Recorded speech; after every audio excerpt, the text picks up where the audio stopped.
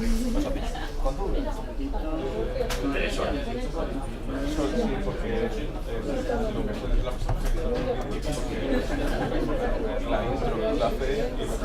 estás en el aire.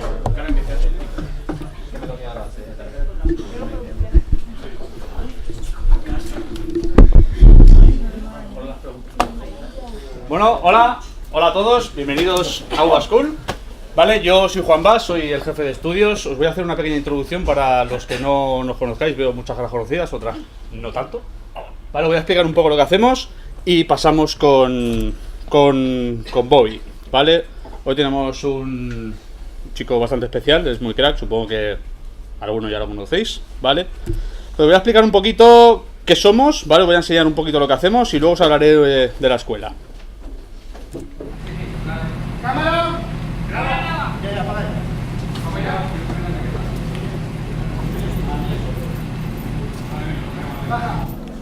Corta. ¿Vale? ¿Cortamos? ¿Rápido? Esta es la aproximación, pero lo vamos a grabar. ¡Acción!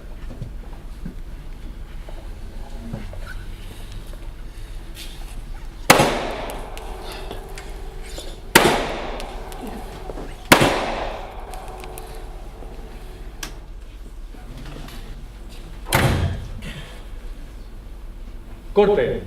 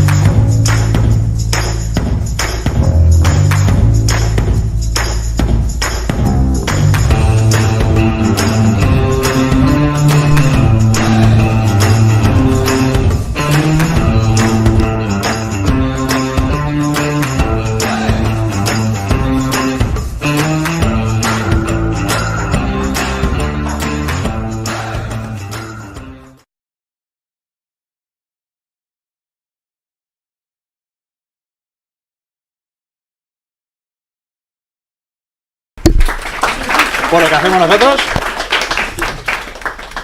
Vale, os cuento. Nosotros llevamos desde el 94 dando formación especializada en 3D. Vale, somos pioneras en Europa, llevamos más de 2 millones de horas de formación. Tenemos 200 premios en proyectos de alumnos, que podéis ver por la web, ¿vale? Estamos homologados de forma internacional y estamos en el ranking número 14 del mundo por ACR, ¿vale? Y somos la escuela número 1 de España. Vale, tenemos entrenamiento real. ¿Qué es entrenamiento real? Lo que hacemos es, damos realmente horario solomillo, que es directamente a lo que es la práctica, ¿vale? No damos nada de teoría, ni nada de folios, ni textos, ni demás. Aquí vamos, una escuela de 3D, lo que hacemos es 100% proyectos, ¿vale? Tenemos también una asistencia por curso al alumno, lo que significa que una vez acabada la formación tenéis de por vida asistencia por si necesitáis tenéis cualquier duda, necesitáis cualquier asesoramiento, nosotros estamos aquí para lo que necesitéis de por vida, ¿vale? Tenemos también, estamos ahora mismo, ya estamos en Los Ángeles, ¿vale? De hecho tenemos un programa de inmersión de 3 meses, lo que significa que en cualquier máster o carrera, ¿vale? Podéis estar haciendo la formación, normalmente son unos 8 meses aproximadamente la formación, estáis 6 meses aquí en Valencia y os podéis ir 3 meses a Los Ángeles, ¿vale? Los de allí lo mismo, los que están en Los Ángeles también vendrán aquí a 3 meses a estar aquí en la escuela de aquí de Valencia. ¿Vale? La magia de UA. ¿Qué es la magia de UA? Os voy a explicar un poquito cómo funciona el proceso de admisión. Lo que hacemos son entrevistas personales, datos no académicos, lo que significa que no pedimos ni licenciaturas, ni diplomaturas, ni grados, ni másters, ni historias para poder entrar, ¿vale? Simplemente es una entrevista personal para ver las aptitudes que tenéis, para ver los conocimientos que tenéis y asesoraros un poquito mejor en lo que vosotros realmente os interesa, ¿vale? Tenemos la formación, como ya os decía antes, es 100% práctica, orientada a proyectos. Significa que siempre trabajamos sobre un proyecto. Siempre, tanto en videojuegos como en concept, como en sculpting, ¿vale? Lo que hacemos es siempre trabajar sobre proyectos. Lanzamos un proyecto, los profesores y la escuela, y sobre eso siempre estamos trabajando. Pero no trabajamos sobre ejemplos de, pues mira, voy a hacer un micro. No, trabajamos siempre sobre cosas reales, ¿vale? Está totalmente orientada hacia la empresa. Trabajamos como si fuéramos un estudio, ¿vale? Un estudio, una empresa de videojuegos, de concept y demás. Trabajamos siempre desde los pasos iniciales hasta el final. Todos los procesos son exactamente los mismos que en cualquier estudio, ¿vale? Tenemos un campus virtual donde grabamos todas las clases que se hacen presenciales, las grabamos para colgarlas en el campus y poder verlas en cualquier momento, en cualquier necesidad. No he venido a clase porque estoy enfermo, he tenido que ir al médico, pedir las clases grabadas de todos, ¿vale? Tenemos, como ya os decía, el postcurso de por vida, donde cualquier asesoramiento, cualquier tipo de, bueno, no sé, de duda de lo que necesitéis, el centro está, tanto los profesores como dirección como administración, ¿vale? Tenemos también un sistema propio de empleo para alumnos, donde estamos en constante contacto con empresas que buscan de todo, ¿vale? Buscan modeladores, animadores, concept artists, escultores, donde nosotros os trasladamos todo lo que son las ofertas de empleo para que podáis acceder al mercado laboral.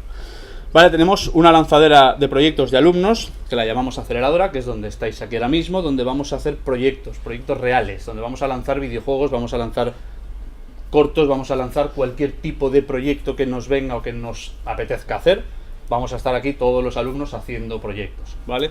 Algunos empiezan ahora en marzo, ¿vale? A principios de marzo, otros, el resto ya empezarán para noviembre. Dependiendo de la convocatoria, empiezan a una fecha o en otra, ¿vale? Tenemos también profesores, que somos profesionales, digo somos porque yo también soy profesor, aparte de jefe de estudios, ¿vale? Somos profesionales del sector y llevamos trabajando en el sector durante muchos años, trabajando tanto en estudios como en productoras, como en freelance, ¿vale? O sea, hacemos un poquito de todo. Al final, los que si conocéis un poquito ya este mundo, los que nos dedicamos a esto, al final trabajamos en varias partes porque es lo que nos gusta, nos apasiona y estamos aquí para esto, ¿vale? Para poder hacer cualquier tipo de proyectos. Vale, tenemos alumnos en todas partes del mundo, donde podéis ver, tenemos Disney, MPC, Weta Digital, Blue Sky, Lyon, Ubisoft, Solid Angle, en fin, un montón de gente por todas partes. Vale, nuestros directores, el subdirector y el director, se fueron, de hecho el director está ahora en Los Ángeles, se fueron aquí para... Bueno, os enseño un poco, pues estuvieron en Blizzard, hablando con los de Blizzard para ver un poco qué podíamos hacer, cómo colaborar. Bueno, ahí está la rodilla de no sé quién, ¿vale? Voy a poner esto mejor, ¿vale? Esto es la entrada, no dejaron entrar a grabar los interiores y demás por temas de copyright y demás, pero bueno, ahí estamos contactando con ellos. El señor subdirector, está ahí medio, no sé, lo habréis visto por aquí. Vale, en fin, para que veáis un poco que esto es real, que estamos en ello, que estamos colaborando, estamos hablando, estamos negociando, estamos haciendo un montón de cosas. Vale, tanto en Blizzard, bueno, esto es la fachada de Blizzard, de aquello es como un aeropuerto, una burrada. Vale, también estuvieron en DreamWorks.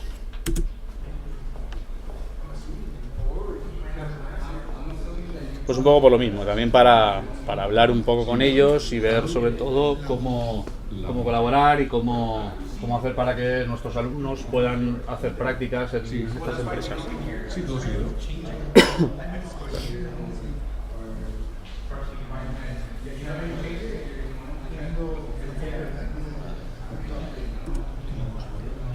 Y los premios que tienen, los de DreamWorks.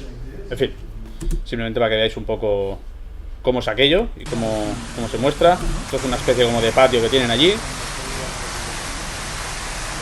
Pues te agobias de animar, pues te vas a la fuente y estás ahí haciendo historias. Bueno, aquí se lleva. Vale, este es otro de los patios que hay también. Es decir, está todo muy bien montado, es todo muy grande, es un estudio muy grande, muy enorme. Ahora veréis los cubículos donde... Digo cubículos porque al final son cubículos, pero que es una pasada. Veréis el grado de de tranquilidad y de silencio que trabajan todos los animadores. Es una pasada.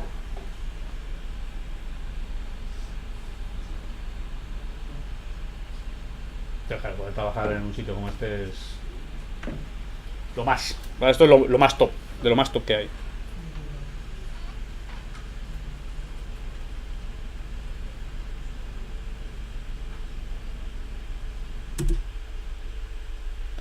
Vale, como veis tenemos alumnos trabajando en todo tipo de empresas, de estudios importantes, se han trabajado en millones de películas.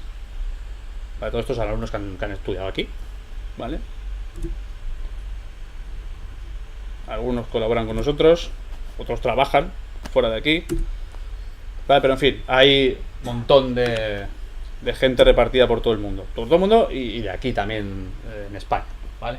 Incluso tenemos alumnos que montan sus propias productoras, ¿vale? Este es uno de un proyecto que se hizo hace unos años, ¿vale? De uno de nuestros alumnos. Es un videojuego que ganó, creo que fue el número 1 en ventas en el App Store, ¿vale? Cuando salió. Es uno de un simulador de bicis. Está muy bien. Ahora voy a enseñar el carril.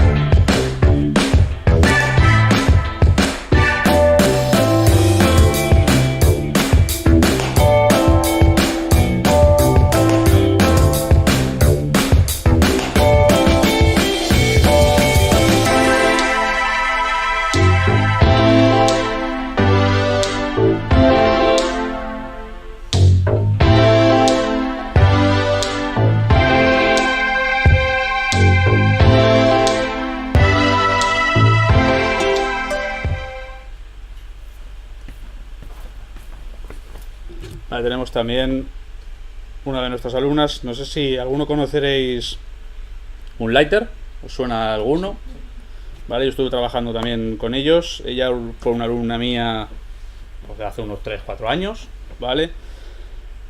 Mi videojuego trata de un niño que se encuentra en mitad de un desierto, en una zona desconocida, y conforme va avanzando se encuentra con una cima gigante, la cual contiene unas islas flotantes que tiene que atravesar. Pasan puentes colgantes, digamos, todo es muy bonito. Y al llegar a la isla central, allí le espera un monolito, hay un activador que hace que emerja de la nada el monolito y surge el antagonista, que es un ser misterioso.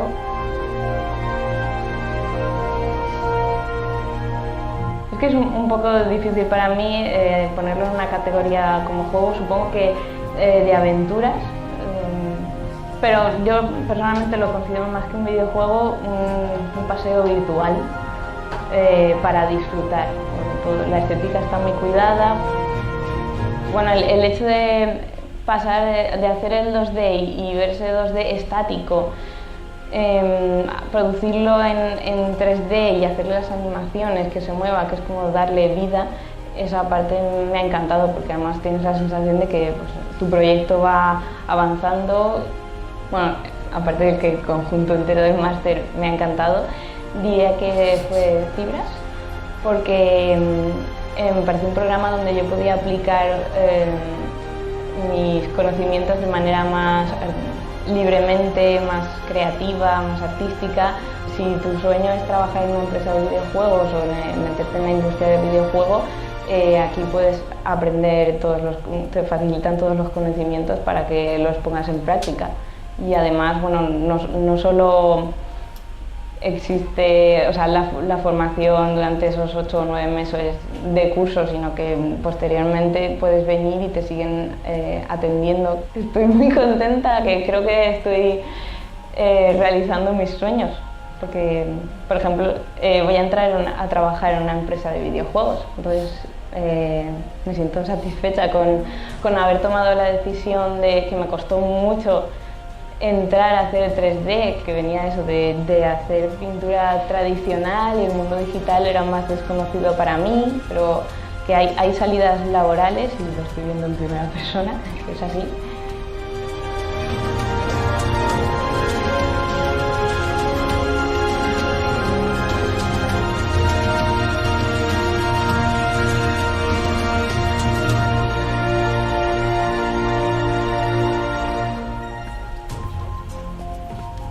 Bueno, pues al final entró a trabajar, lleva ya 3 años en la misma empresa, que son los que hicieron Moonlighter, ¿vale? Eso se habéis jugado y habéis visto los créditos, tanto ella como yo salimos de los créditos, ¿vale? Para que... Y eso, y es simplemente para que veáis que realmente funciona y hay salidas y se puede uno dedicar a lo que realmente quiere, que es, si realmente os gusta videojuegos, arte, concept, sculpting, sí podéis, sin problemas. Esto es un proyecto que está en fase de creación, ¿vale?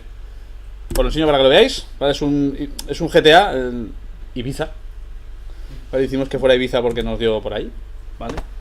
Está un poquito aún en proceso de creación, ¿vale? Simplemente para que veáis un poquito, pues eso, que es lo que nos... Esto es sobre todo de mi parte, que es la parte de grafismo de videojuegos.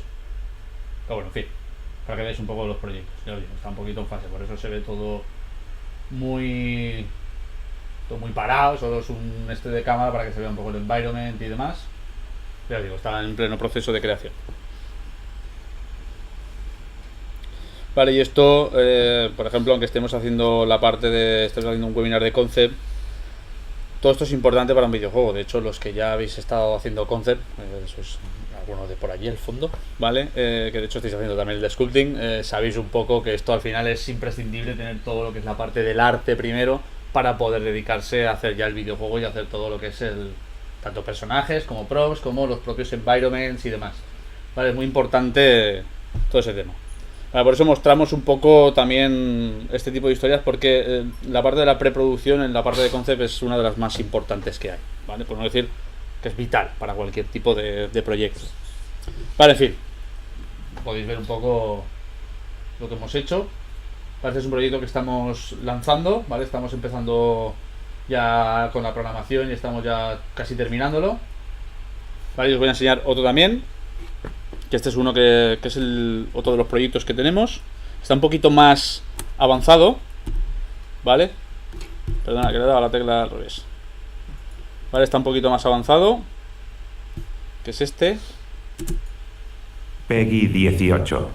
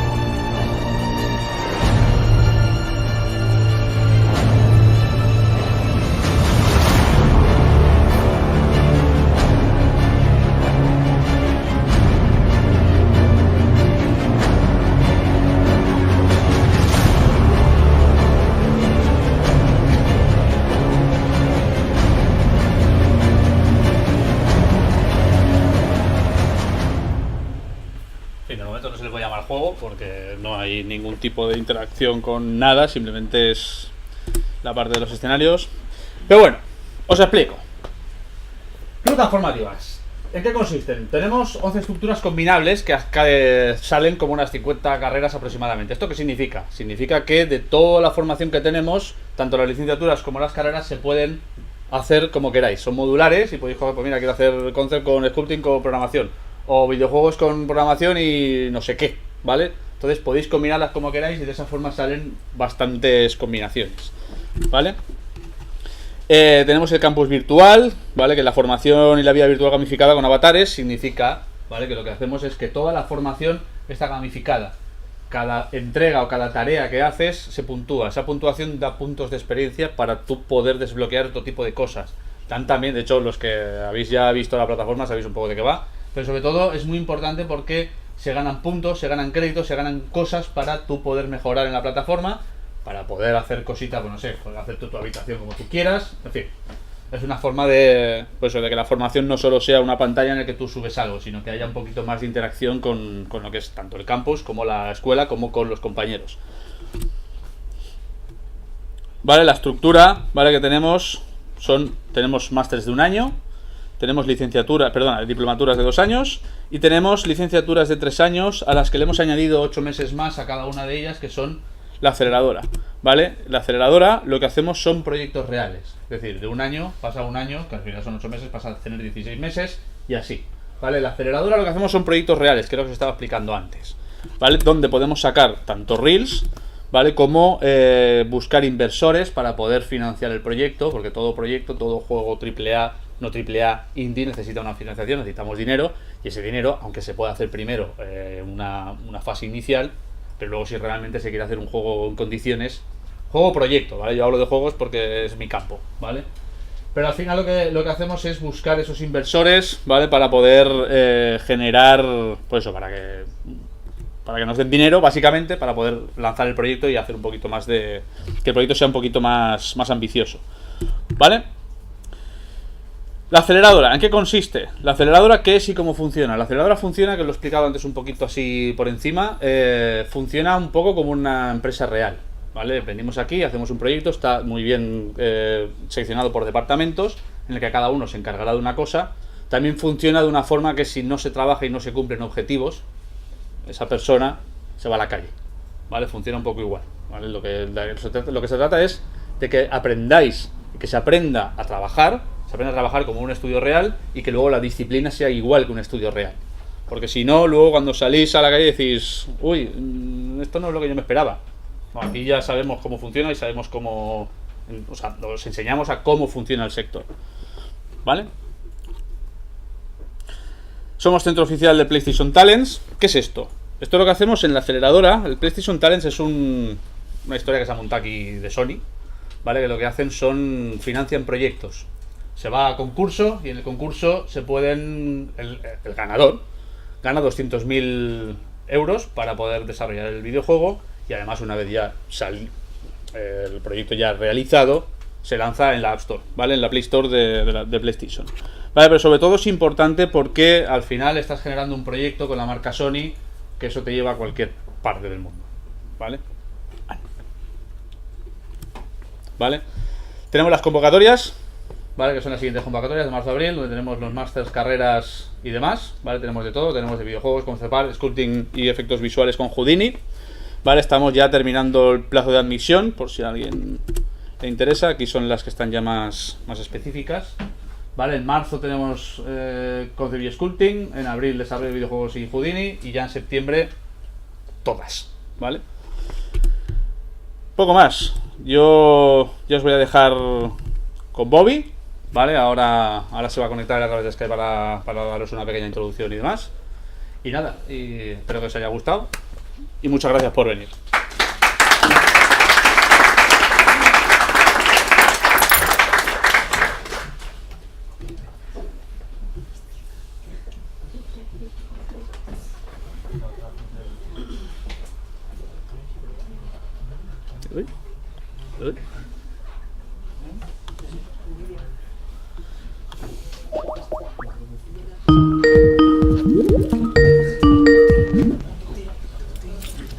Hello. Hi, Bobby. We're all here waiting to hear from you. Hi. How are you? Hold on a second. Let me see if I can get you video. Okay. Do you want my video on as well? Yeah, please. Pon video. El botón del medio. Okay, está. Okay, ese no. Quítalo, Juan. Quítalo. Okay, we can see you fine. So, you're going to go ahead and give a little intro. Va a darnos una pequeña introducción al vídeo que nos ha preparado. ¿Vale? Okay. Remember to stop once in a while so I can translate. Thanks. Okay. Well, hello. Thanks for having me. My name is Bobby Rebholz, and I am a concept artist for film and games. I work with clients like Netflix, 3D Total, Sci-Fi Channel, and Fable Labs. Dice, hola, sabéis su nombre. Es un concept artist y trabaja para videojuegos y cine también. Y trabaja para clientes como Netflix, 3D Total, Sci-Fi, Bright Rock Games y Fable Labs. Son sus clientes principales. Okay, go ahead. Okay. So I guess I'll give a little intro about how I got started. In concept art, my background was industrial design, and that is what I took in college. But I knew that deep down I wanted to do concept art, mainly creatures for video games and movies. I had no idea how to pursue that. So after several industrial design jobs, I switched my focus to freelancing, and I've been freelancing and teaching ever since. Okay. Entonces, él estudió, sus estudios son diseño industrial en college, es decir, ahí en Estados Unidos es preuniversitario, es entre secundaria y universidad. Entonces, en esa fase él estudia diseño industrial, pero siempre sabía que realmente quería ser un concept artist y específicamente le apetecía diseñar criaturas. Aunque no tenía ni idea cómo llegar a ello, simplemente tenía ese sueño y el saber cómo llegar a perseguir su sueño era lo difícil. Entonces, después de varios trabajos como diseñador industrial, cambió su enfoque y empezó a trabajar como freelance. Okay. And while I was freelancing, I unexpectedly became a teacher. I was actually living in Los Angeles for about a year. I came back after doing some jobs out there, and I've been teaching drawing and creature design for about 8 years now. During that time, I've been refining my work, growing my client base, because freelancing isn't easy when you first start out. And I'll get into that once if anybody has any questions about that. And I just had to make sure that my online presence, portfolio, and my work in general was just as professional as possible. Okay, entonces mientras hacía de freelance, durante un año estuvo en Los Ángeles haciendo de freelance y de manera inesperada se convirtió en profesor. Lleva 8 años, sigue siendo profesor, lleva 8 años enseñando dibujo, especialmente de criaturas. Después del año que estuvo en Los Ángeles, volvió a su estado y desde entonces lleva combinando el trabajo freelance como profesor. Durante ese tiempo, esos años iniciales que era profesor únicamente, empezó a refinar, digamos, a perfeccionar su trabajo, ¿no? Y a crecer sus contactos con clientes. Evidentemente, el perfeccionar su trabajo progresivamente le llevó a empezar a recibir trabajos más grandes. Okay? Okay. And then, so the video that you're going to watch, I talk about the importance of thumbnail sketching and reference gathering. A lot of times when concept artists gather reference, they don't do it the right way. They tend to just try to find images wherever. So I get into that, and then I get into drawing techniques. So hopefully you guys will come away with a better understanding of at least how to approach projects a better way. Lo que vais a ver en su vídeo va a hablar de la importancia de hacer bocetos en miniatura y de recopilar referencias. A menudo la recopilación de referencias no se hace de manera correcta porque se... Okay. Okay. So, vamos a continuar con el vídeo y luego después del vídeo estará Bobby con nosotros otra vez para unas preguntas, si tenéis alguna pregunta para ellos, ¿vale? So Bobby, we're going to go ahead with the video and then we'll hook up again and we'll do a Q&A. Okay, sounds great. Thank you. Thank you. Okay. Bye. Bye.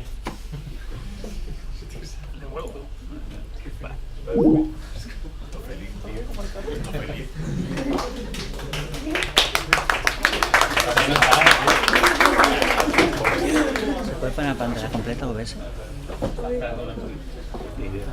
Pues entonces sigue capturando pantalla.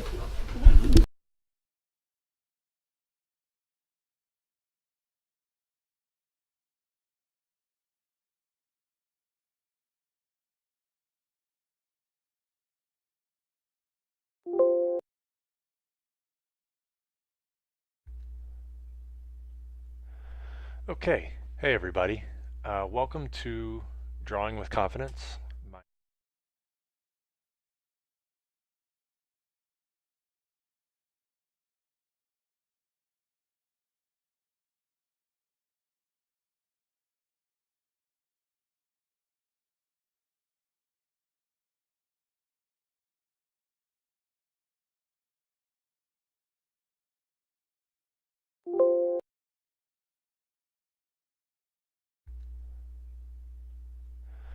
Okay. Hey everybody.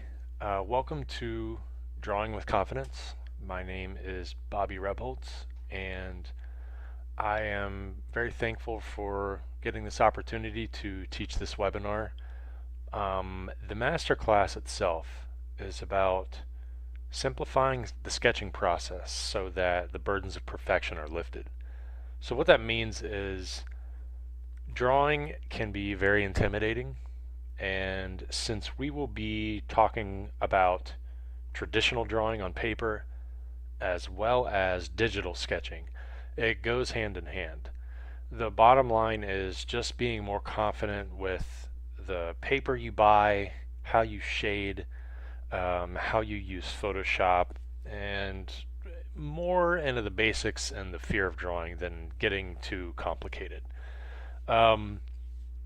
I have been drawing all my life, and ever since I was a little kid, I was drawing monsters and demons and you know, pretty much anything outdoors. I love nature, just anything I can see or get my hands on. And one of the biggest influences for me was just monster movies. I loved them. So you have like Aliens and Predator and all the really good 80s action flicks. Well, creature flicks, I should say.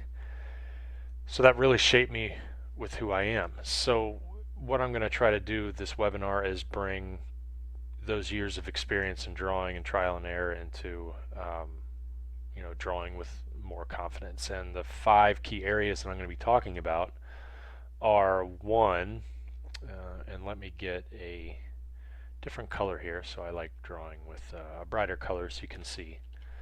I'm going to go over materials, just the materials that I use on a daily basis. Now, I've been using Photoshop for years, but I do prefer traditional drawing. It's a more natural feeling for me. And then we're also going to be looking at techniques for stronger line work and shading. And we're going to be collecting reference for creature design. So what that means is, after I talk about techniques and drawing in general and just trying to get better at that, I'm going to put a little bit more focus on using creatures and drawing creatures as an example. So the collecting reference area of this webinar I'm going to do in real time, and I'll just show you how I surf the interwebs for any kind of influence I can find as far as animals go. If I'm designing anything, if it's a scary arachnid or if it's a giant hulking beast, I'll show you how I collect those images. And then the thumbnail process. Now the thumbnail process is super important, mainly because it's an area that I feel is often neglected when it comes to concept art. Especially with young artists, where young artists tend to just try to invent things out of their head because they think reference is cheating, and it's not cheating. As a matter of fact, the reason why the games like God of War and Last of Us and World of Warcraft, Diablo, all those games are successful is because all of those designs are grounded to reality. When you look at God of War, you see all of the creatures that are in there, just awesome stuff. But they're grounded to things that we are familiar with on Earth. And we have to build that connection with the reference that we gather to what we design. And the thumbnail stage is the very beginning stages of that.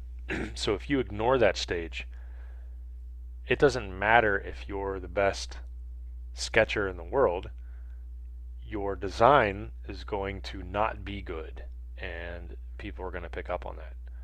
Okay, and I'll get into a lot more detail when we get to that section. And then what we're going to do is I'll show examples of polishing sketches. Okay, so we can do that digitally too. So the thumbnail process and the polishing your sketches, I'll give demos digitally, but I'll show you examples of what I've done on paper also. So like I said earlier, I'll try to combine the traditional and the digital aspects too. So one thing I want to jump into is the materials. Okay, now the materials, that's something that I really stress when students don't know where to start. I personally like using a 4B pencil or a 5B. So those two are the only graphite pencils I use. Now, it comes with years of experience, though, because if you're just starting out and you're drawing on paper, you want to draw with everything. You want to draw with the H's. You want to draw with the charcoal pencils. You want to draw with pretty much everything down the line. That's cool. Totally do it. You'll learn your technique, and you'll learn your hand-eye coordination, and you will get better at pencil pressure. I have found that using a 4B and or 5B, those two are great because they offer dark, medium, and light tones with just in one photo, or not one photo, but one drawing. And the brand right here, I'm stressing, the brand does not matter. Okay, I personally like using Kimberly, so I've just been using the Kimberly brand for years, and there are plenty of other good ones out there. Ebony, there are just Derwent, and just all kinds. So you use what you feel the most comfortable with. One thing I do get asked often is, Bobby, do you think it's okay to use a mechanical pencil to draw? I have no problem with mechanical pencils. Mechanical pencils do just that. They help you get mechanically sound designs in, especially if you have a foundation class and you need to do the good old-fashioned perspective grids and the cubes and triangles and spheres and all that.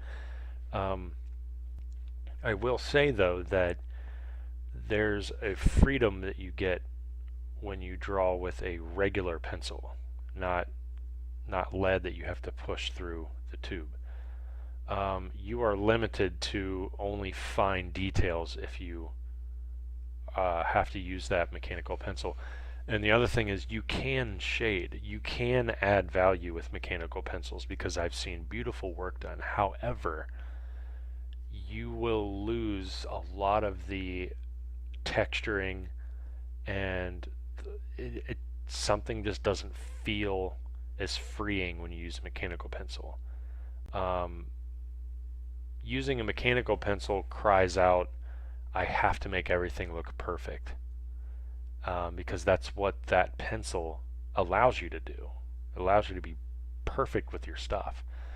But you need to free your mind up if you want the designs to really come out. I can talk about that all day, so I'm not going to. And then the second pencil, and this surprises a lot of people. I use a black Prismacolor.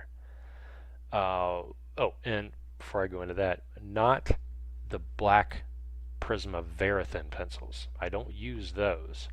I use the black Prismacolor, the actual colored pencil, because the one, you can get so dark with that pencil, it's beautiful. You can get much darker than if you used a charcoal pencil or a 6B or whatever you want to use for the graphites.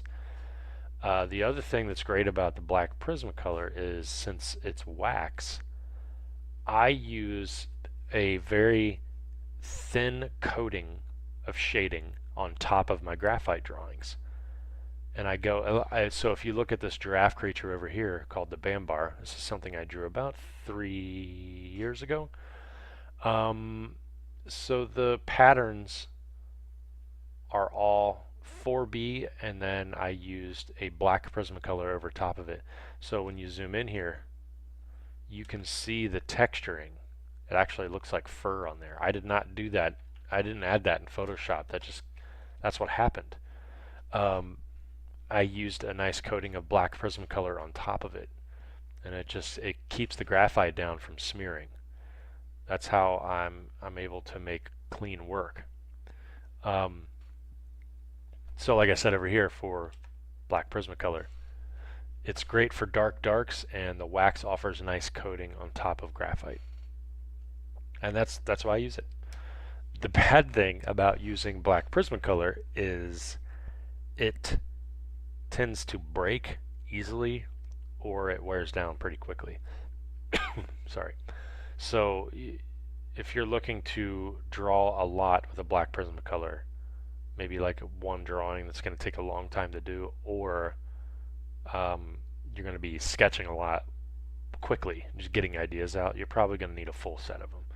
And you can actually order black Prismacolor separately on like Amazon. You can go to an art store and they have that. So, okay, my papers of choice.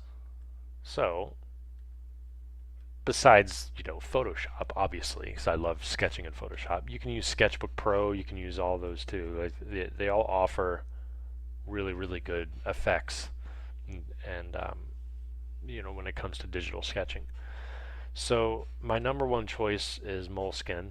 I kind of just grew into using that. I started using it probably like 5-6 years ago, and it's stuck with me ever since. Graphics 360. Now Graphics 360 you might not have heard of. So it is a very, very common marker paper, especially for industrial designers, where it is transparent, so you can use that for overlay drawing, but also it is thick enough to where it can handle marker, black Prismacolor, ink, and pencil. So it's smooth, so it's a wonderful drawing paper. So and the shading looks really, really good on it, especially with black Prismacolor. The next one, Letraset. So Letraset is probably the most expensive paper you can buy as far as marker paper. If you find something more expensive, it doesn't necessarily mean it's better. It's just this stuff can get pretty pricey.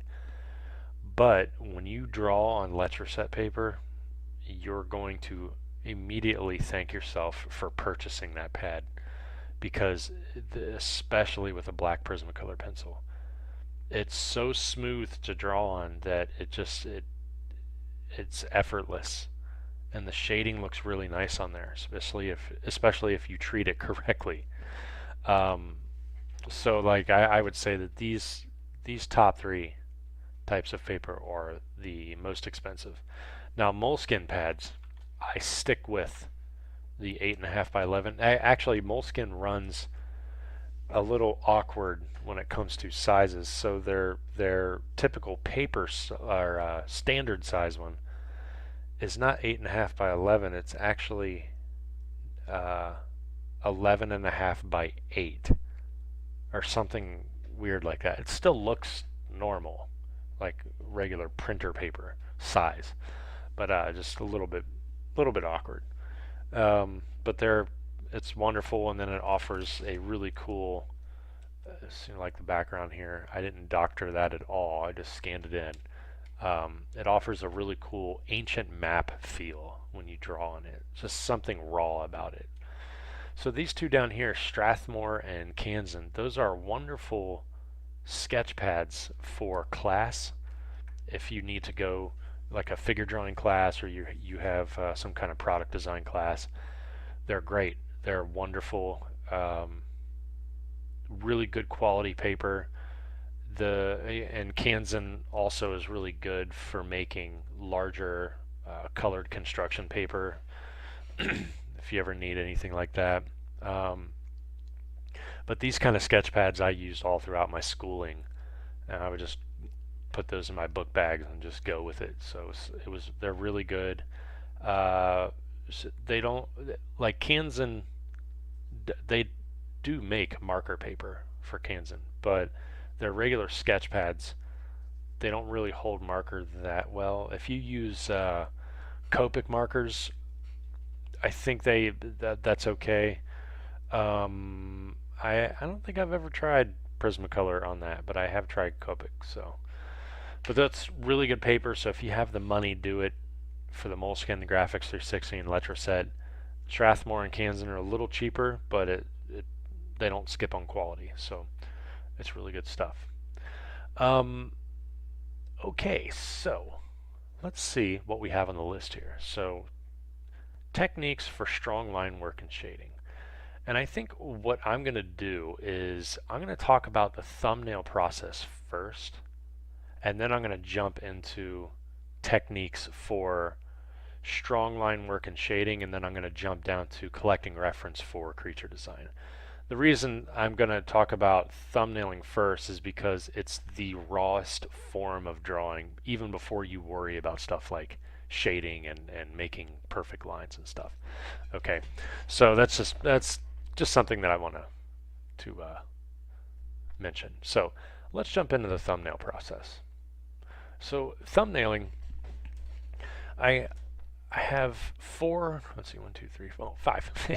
five key areas that I really want you to think about. And before I get into that, what I have here on my left are creature thumbnails that took 2 minutes. Literally 2 minutes. I set timers on my phone, because all cell phones now pretty much have a stopwatch, and I just set it for 2 minutes. So the alarms, they don't go off, but they're really good to have when you don't know how long something's lasting. Okay, because sometimes you can go overboard. You get like 3 or 4 minutes, and then 5 turns into 10. You're like, I'm spending way too much time on this drawing. What am I doing? So the 2 minute rule is a great way to force your brain to ignore everything that it wants to do to perfect the drawing. That is our downfall as artists. We want to perfect all of it.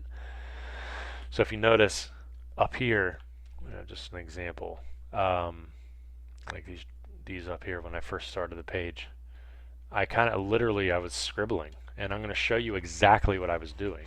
Even though this is traditional, I'll try to substitute it with digital work. So let's go down this list here. Be spontaneous. That's the biggest thing about it. You have to learn that scribbling is okay, and it doesn't matter what you're drawing. You can go to figure drawing class and you get that form in first of the body before you start putting in details, before you shade, before you think about lighting. Get the outlines in, get the major landmarks in. I shouldn't say landmarks, I should say areas of interest. So like the bony parts, get the gesture in, get the like the movement, and then indicate what you want to do next. So with these, I kept it simple, sketched really quickly, and then I started thinking, okay, well, I'm going to start putting shadows in on the parts where I want there to be a little bit darker of an area to contrast the other areas. Okay, so all those areas are a little dark. And then there's top-down lighting. That's all I used for it. Just imagine that it was being lit from above, and that's it. But you really can't even tell with this because they're just so quickly done. This is how you need to be moving. And over here, when I mention, keeping it fun and loose, that's it. You have to keep it fun and loose. Tell yourself over and over and over again, stop trying to make everything perfect and just be. Just open up to figure out, what kind of shapes that I can get out of this thumbnail today. If you look at this one, so we're going to take a little step down here. One thumbnail can lead to multiple interpretations.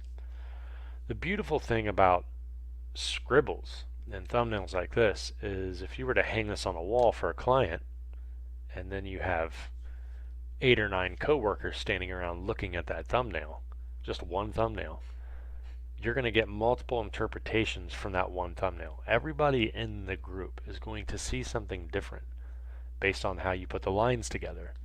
So for instance, let's pick one that kind of looks ambiguous but could be something crazier. Okay, so like this one, number 24 down here. Each person's going to see something different. They're going to see, oh look, 2 spikes over here. Whereas maybe the person next to him is going to be like, wait a minute, those aren't spikes, those are fins. Okay, maybe there's like fins right here. Okay, maybe it's a fish. Or people are going to see like, oh, this is the head. Or like, no, it's not. This is the fin. The head is down here because it looks like a crab. So that's so many different interpretations you can get off a scribble like that. That's the fun part. You just want to generate ideas. You want to keep your team happy. So, time each sketch at 2 minutes and no more. It doesn't mean 2 minutes and 1 second. It literally means 2 minutes. Once it hits 2 minutes, you stop the actual pencil stroke that you are applying to the paper and move on. It might seem a little frustrating, might seem a little tempting to just, I'll just put that hand in here. Nobody will ever know. Well, you're right. Nobody's going to know but you, and you're not going to be happy with yourself. So try to follow that rule. And then here's a big one. Not the biggest, but here's a big one. Ignore perfection. So chances are, well, not chances. You have actually, you have almost no chance of drawing something first and then have that be the final design. Okay, the chances are just super slim, especially if you're working in a game studio. Okay, you are going to get 99.9% of your stuff rejected. That's the way it is. You are a concept artist. So, and it doesn't matter what you're drawing. You could be an automotive designer. You can be a hard surface artist, creature designer. Doesn't matter. Not all your designs are going to be perfect. Not all your designs are going to be accepted. So when I'm over here drawing 35 different drawings, okay, the design director might come around and say, I don't like that page. Do more. Well, okay. And when you learn how to stop perfection, you can loosen up and you can really let your mind go free and come up with more ideas. Now that's not to suggest that you shouldn't perfect a finalized drawing. That's different. So if it's something for a presentation, like, okay, I've been working on this environment for 3 months. Now I'm in the final phase. Now I can try to perfect it. That's okay. If you're like that, that's fine. But in these stages, no. Okay, biggest thing, guys. Have fun. I mean, this should be fun to you. And not necessarily just drawing creatures, but if it's just drawing or if it's 3D work, whatever you do, just have fun doing it, because when you are having fun, it shows in the work, and that is the ultimate goal, is to have fun, show you're having fun, because that energy bleeds into everybody else working around you. Okay, if they see that you're bored, or if they see that you don't like what you're doing, it kind of sets a different tone. You don't really want that, okay? And plus, your work's going to shine when you're having fun. It's going to show through, especially when you're sending your portfolios in. So, yeah, that's something to think about. So what I'm going to do now is I'm going to give a little demo on how to actually draw the thumbnails quickly. And we can do this digitally, it's fine. I often get asked too, what brushes are you using? Standard round brush, that's it. You don't need anything else. You do if you're using textured work, obviously, but I'm not doing anything textured. So this is what I like doing. So let's pretend that this is moleskin paper. So let's get a little fancy here. How about, I'm going to go back here, I'm going to eyedrop this. Okay. And then I'm just going to come back over here and pretend that this is a moleskin paper. Here's sketch number 1. So when I set my timer, okay, I'll put the ground in. Oops. Okay, put the ground in here. And I'll set the timer, and then I'll go. So right now, all I'm doing is very, very lightly throwing lines together, not caring about what the shape is doing, what it could be later, or, oh my gosh, everything that I'm putting down here has to be perfect or else I'm going to erase it. That's not what I want. What I want is I want to try to invent new things that we haven't seen before. That's the ultimate goal when it comes to designing creatures. And it's incredibly hard to do, because you might think everything's been done already. Well, that might be the case. You are your own unique designer. Okay, you and you alone. And if you start combining ideas in a way that other people haven't seen, then you can come up with some pretty original stuff. Okay, so right here, automatically it kind of looks like a snail, but not really. I don't know where the eyes are. Just kind of indicating maybe some future spikes on the back. Something crazy. One thing I like doing, even these quick thumbnails, is I'll darken the lines that are on the underbelly of the drawing, regardless of what the shape is. If it might not even be the stomach of the creature, but it kind of gives me the indication of shadow. Okay, so it's almost been 2 minutes, and I will stop. Okay, that's the first one. So then you just hit 1 like this. Well, guess what? I'm going to move on to sketch number 2. And I'm going to do another one. Let's see what happens. Let's do another shape. Okay, let's do something like this. Something crazy. My pen pressure on my tablet is at standard. Okay, I'm using a Intuos 5, I think I have. Intuos 4, Intuos 5. I got it several years ago and it's been wonderful. I just can't remember what version it was. So this one, and again guys, ignore perfection, and even though you're probably going to hate almost everything that you draw, that's okay. Let that come out, because you can use that idea maybe for something else later. Several years ago, I did a personal project called 500 creature thumbnails, and I posted it on ArtStation, and it was literally 500 thumbnails, and I think it took a week or two, only because I couldn't work on it 8 hours a day, 7 days a week. If I could do that, then I would be done in no time. So here, but it was a really cool process, taught me a lot about not trying to perfect what I'm drawing, but get the idea out. That was the most important thing. Alright, so now we're getting somewhere. It's kind of cool. See, I could be so much neater with this, but I don't care. Not at this point. It's good to care when you're landing on your final. Alright. And when I'm shading digitally, I'm just adding in just really basic lines, and that's it.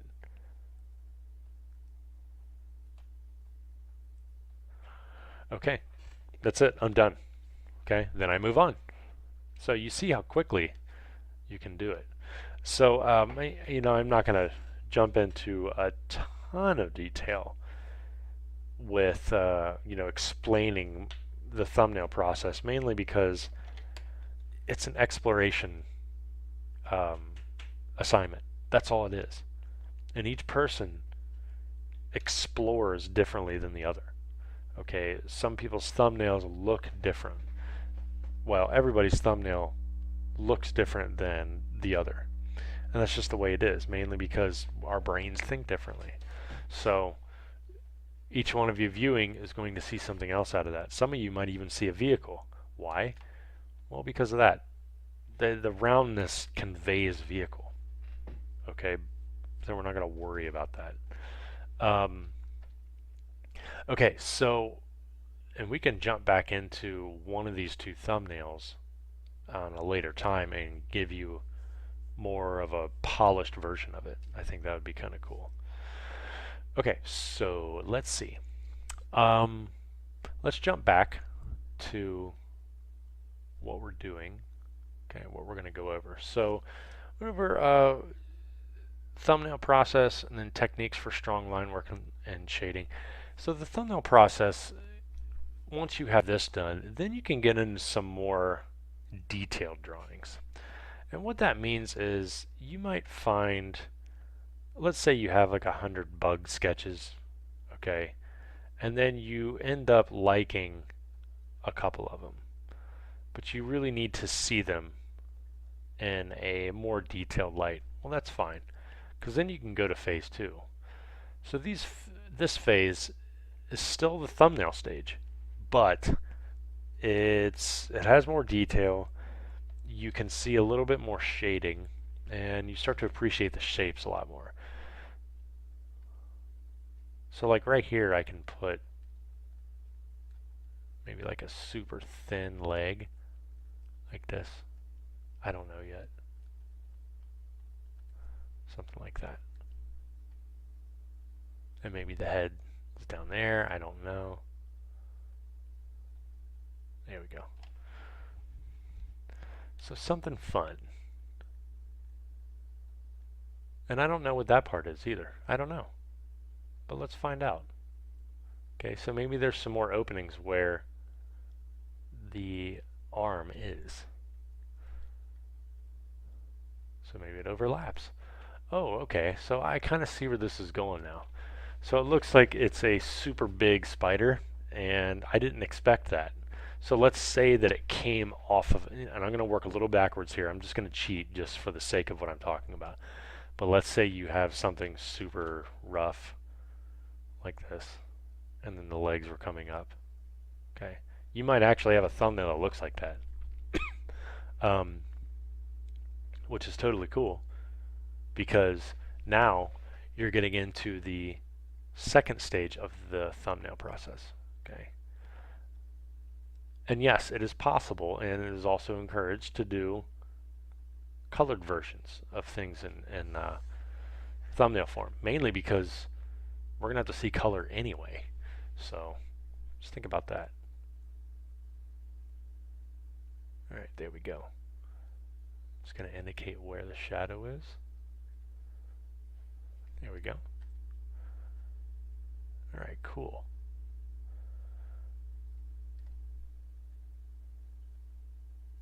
And I can go on with this too.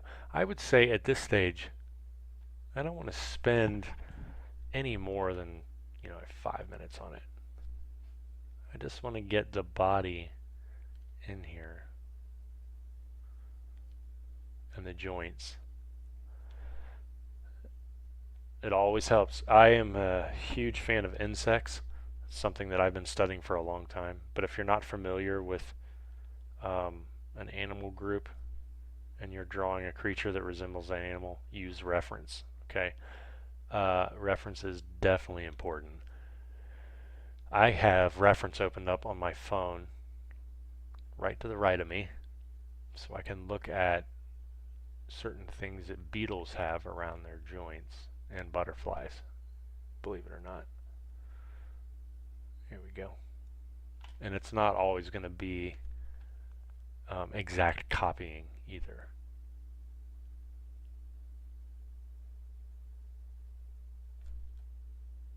All right.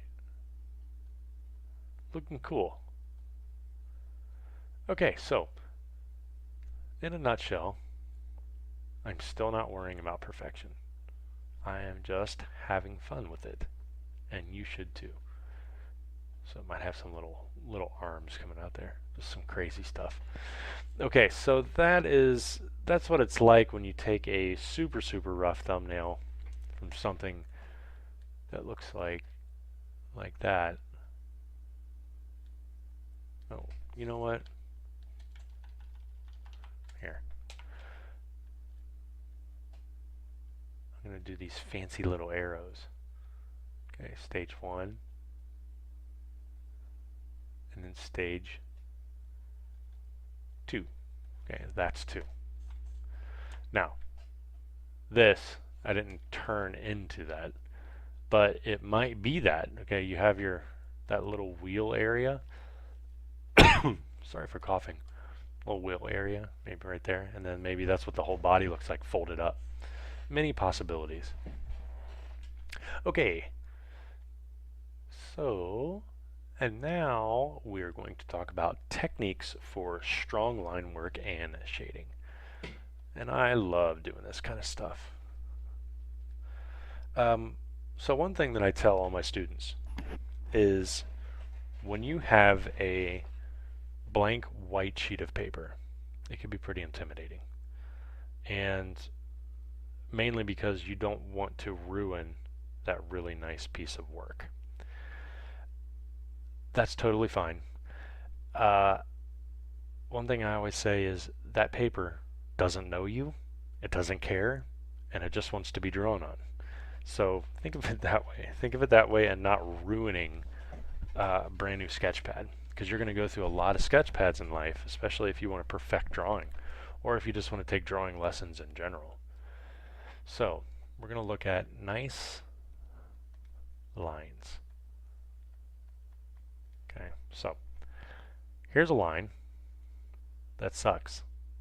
Well, it could be a horizon line in some hilly mountainous landscape, or it could be your attempt at that, but it didn't come out quite the way you planned. That's where it really comes into play with practicing. Okay, you have to practice. One of the best ways to practice, open your sketchbook every day and draw 25 straight lines. No ruler. Literally take your hand and try to draw straight lines across your paper. Okay, if you're digitally sketching, don't use the shift key. That's cheating. Okay, you're going to treat your tablet just like paper. You're going to ghost the movement across it. Okay, and then you're going to try to draw a straight line. So tablets are pretty accurate when it comes to picking up the direction that your hand is traveling in. I would have my students draw 100 lines before they even start with their assignment during class time.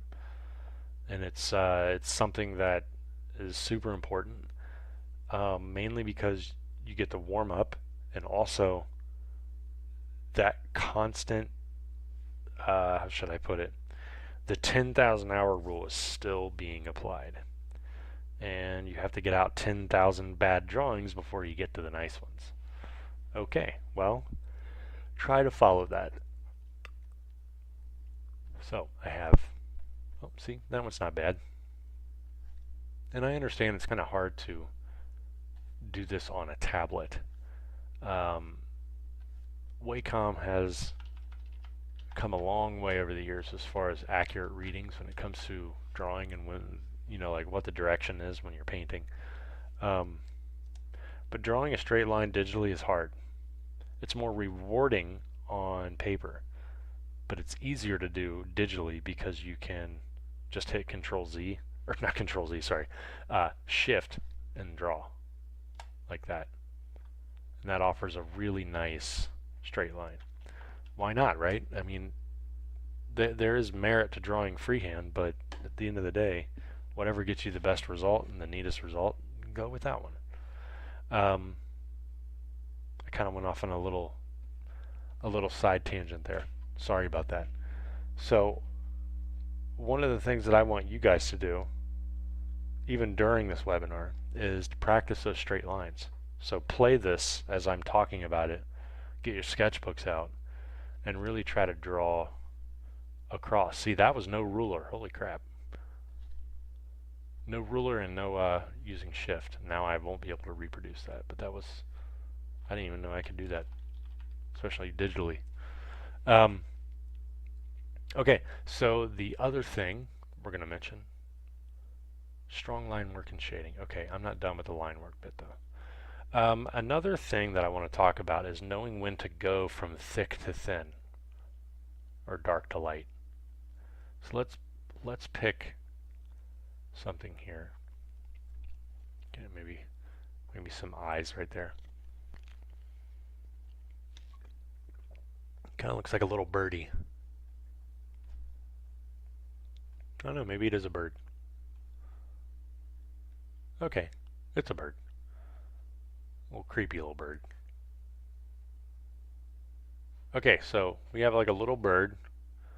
Maybe there's the branch coming off. Alright, it kind of looks rather monotonous. Especially when I view it from back here. There's nothing really, no specialty with it. Yeah, I could color in the eyes. And yeah, I could add some shine to it. It just doesn't feel right. So I want to start adding shadows in with just line work, which is really cool. Not cross hatching, but actual one lines. So we know that underneath the beak and then the belly is a little darker than the top of it. And then the tail. Tail might fade off due to atmosphere. There we go.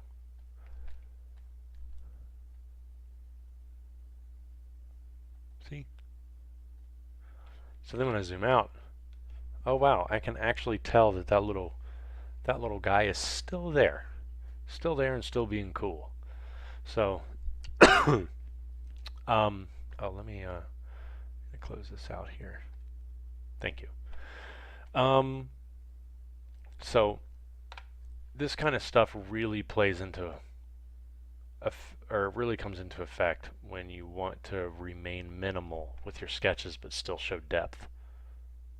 Okay, proper line weight, very, very, very, very important. You zoom out.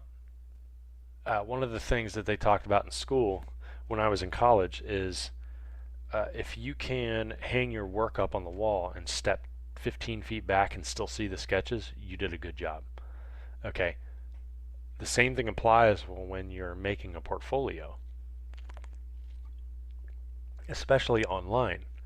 You know, that's your chance to shine. That is your chance to show off, show that you're competent, And you don't want to show drawings with lines that are bad, because then it's going to convey that you don't know how to finish stuff, or you don't know. As Wyeth Johnson always put it, he's the technical art director at Epic Games. He's just like, we don't know if you have good taste. So it's the bottom line. And nice lines like this go a long way. And also, if you look at this sketch, not only is this a thumbnail, it's a slightly more detailed thumbnail, you can throw some flat colors underneath that drawing. So let's say our little finch bird is this crazy tropical aqua. You could put in some flat colors underneath here, and if your lines look good and they're closed, right, like this, then you, sir or ma'am, have done your job. There you go. Because then you can go in, pick something a little lighter, boom. That could be a thumbnail. Okay, it needs some worms. Definitely needs some worms. So something about the bird tummy. About there. There we go. Okay, so that's a different way to approach a thumbnail. Something a little bit more detailed. Okay, the other thing I want to talk about is shading. This is big. So shading is so vital in making something look realistic that it's often ignored or not executed properly because people want to rush. Okay, I'll give you a prime example. Let's look at this little bird right here. Let's take the color out. And let's just have the drawing. Now, it's a pretty simple drawing. I don't want to go to town on it shading, but I do want to indicate that shading is there. Well, a good way to do it is hatching. And I'm sure that you guys have heard that term or use it constantly, especially if those of you listening to this webinar are already artists. You're already established and you know what you're doing. But you still have to remain tasteful when it comes to shading. A lot of it is just hand control. Now, when I have a pencil, so let's do, you're going to like my pencil drawing, okay? Here's a pencil, okay? Yay, I just sharpened it. It's nice. Okay, and then here's the top. There's the metal. And then there's the eraser at the top, okay? So we have our pencil. We tend to draw how we write. So what do we do when we write? Watch your hand when you're writing stuff. All of your fingertips grip your pencil way down at the very tip. Okay, and what happens is if you're writing like that, that's okay. If you're drawing like you're writing, you got problems. When you write, your name is a detail that needs to be put down on paper. Okay?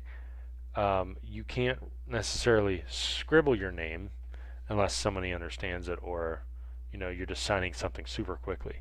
But if you're actually trying to write your signature down, it's detail work, because all the letters and the cursive or however else you use spelling, looks wise, you need to figure out a way to relax your hand. So instead of having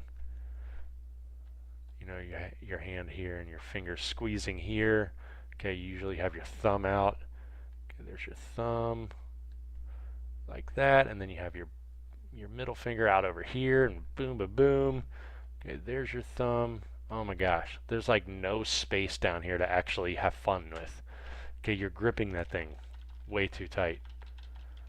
Okay, so if you approach it a different way, alright, so let's say that you hold your pencil out here. Stretch your fingers out a little bit. Right, like that. Okay, maybe your thumb hits here and then it kind of wraps onto the bottom. I guarantee you that your drawing is going to become more dynamic if you start drawing like that versus gripping it super, super tightly. This right here is going to help you with shading like no other. When you shade like you're writing, you tend to point the graphite straight down instead of using the side of it. Okay, a lot of people don't realize that. Okay, you have your pencil here. It's nice and sharp. There's the graphite at the end. Here's your pencil. Here's the shaft. Okay, when you look at it, the actual tip, you have all of this down here coming in contact with the paper, or most of it, if you turn your pencil to the side. Now if you draw like you're writing, your pencil is way more upright, like this.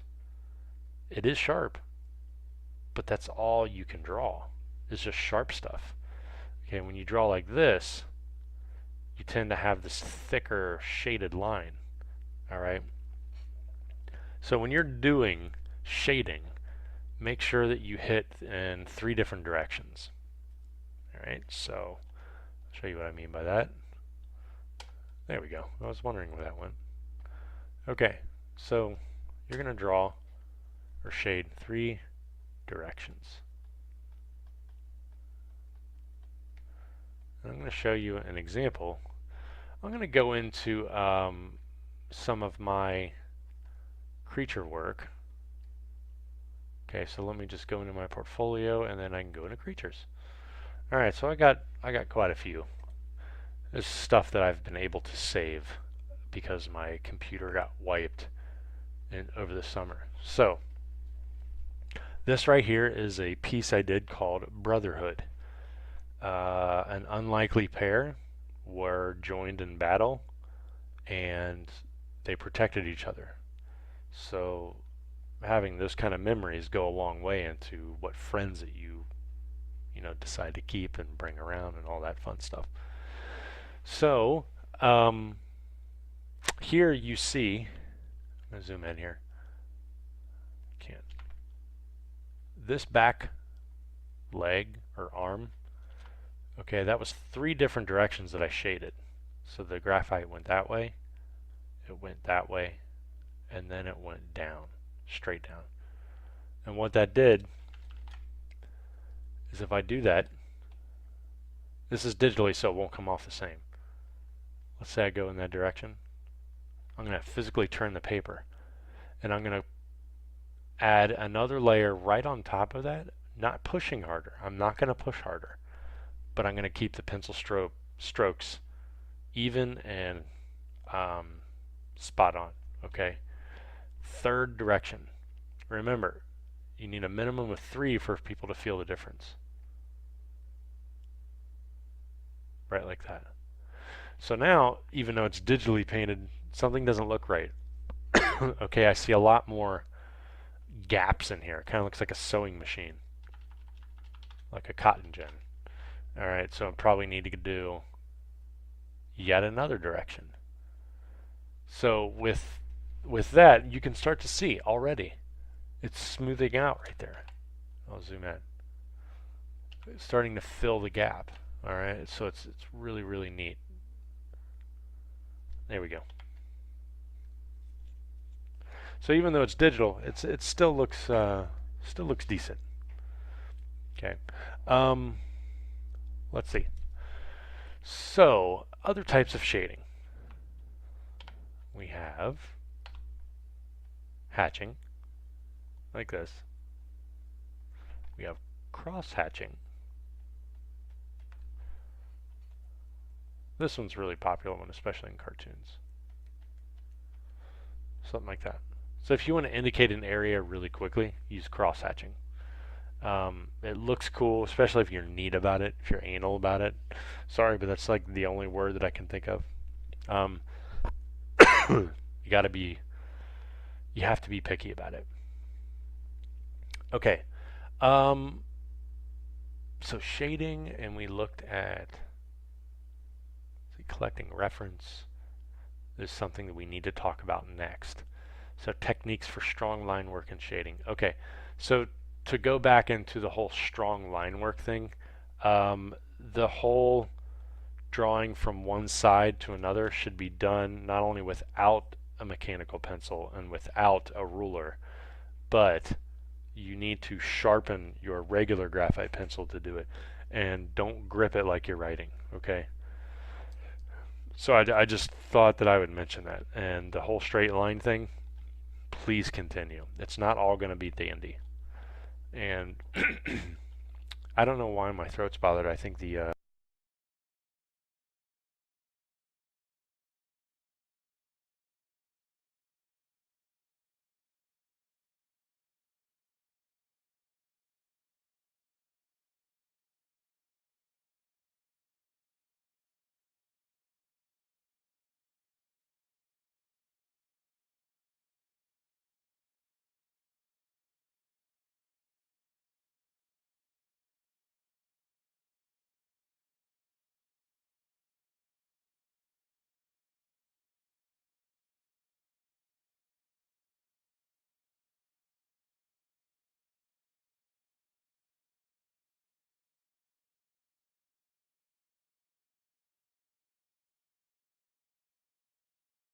so like insect.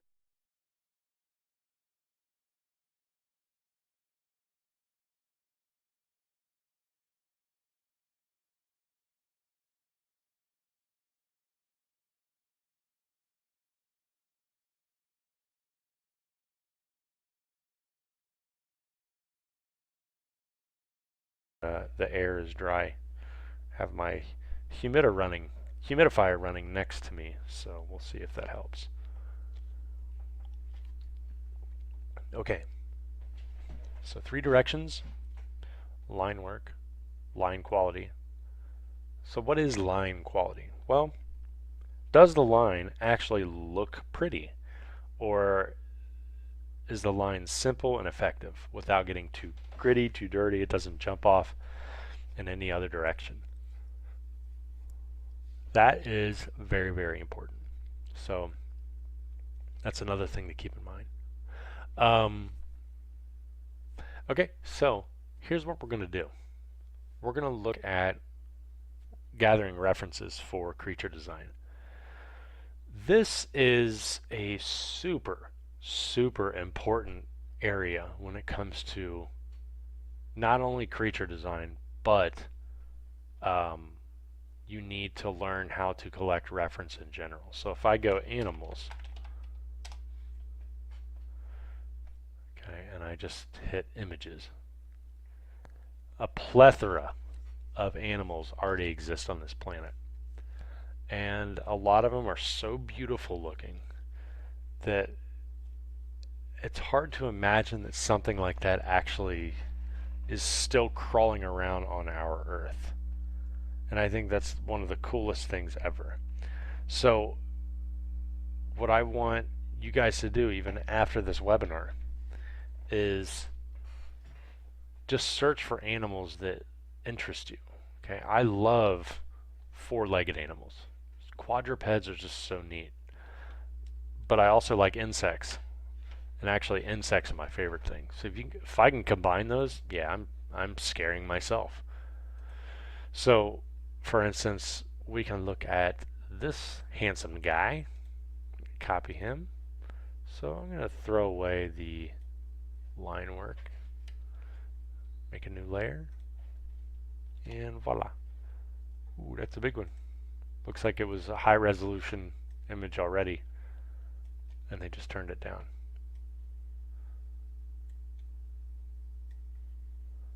Alright, we're getting there. We are getting there. Alright. Okay. We don't need that. So we can start looking around at other animals. And I think I found one. That is gross. Like, what in the world is that thing?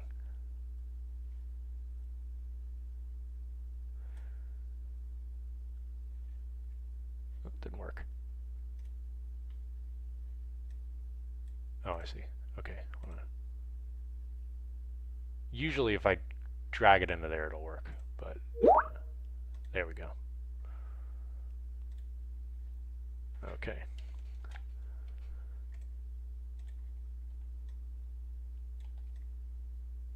Okay, so two completely different. Oh, and by the way, I'm sorry for the chime that went off. I'm going to quit Skype. I thought that I had quit it earlier. I didn't want any chimes coming in to be disruptive, so I apologize for that.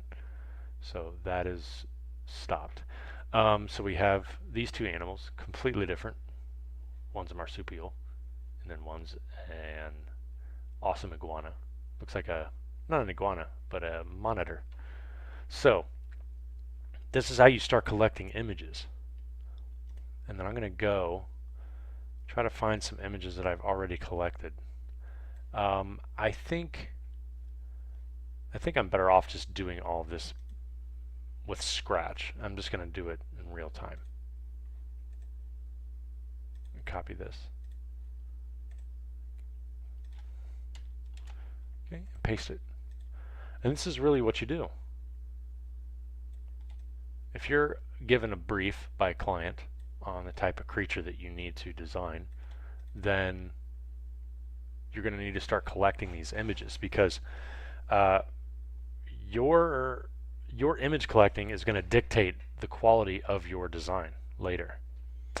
You are only going to be able to make up so much before it's just not working by using your imagination only. Okay, you need to ground your design.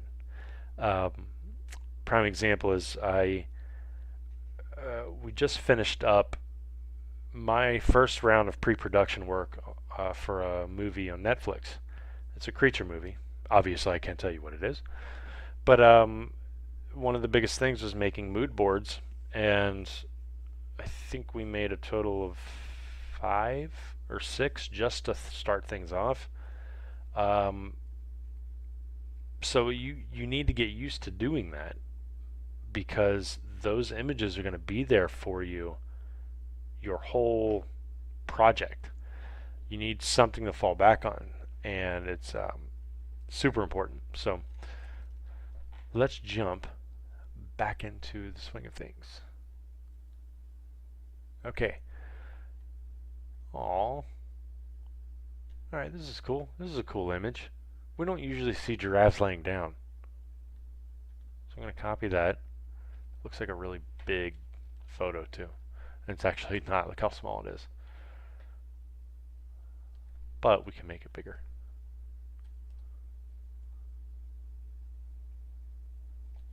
And me just trying to make things look neat.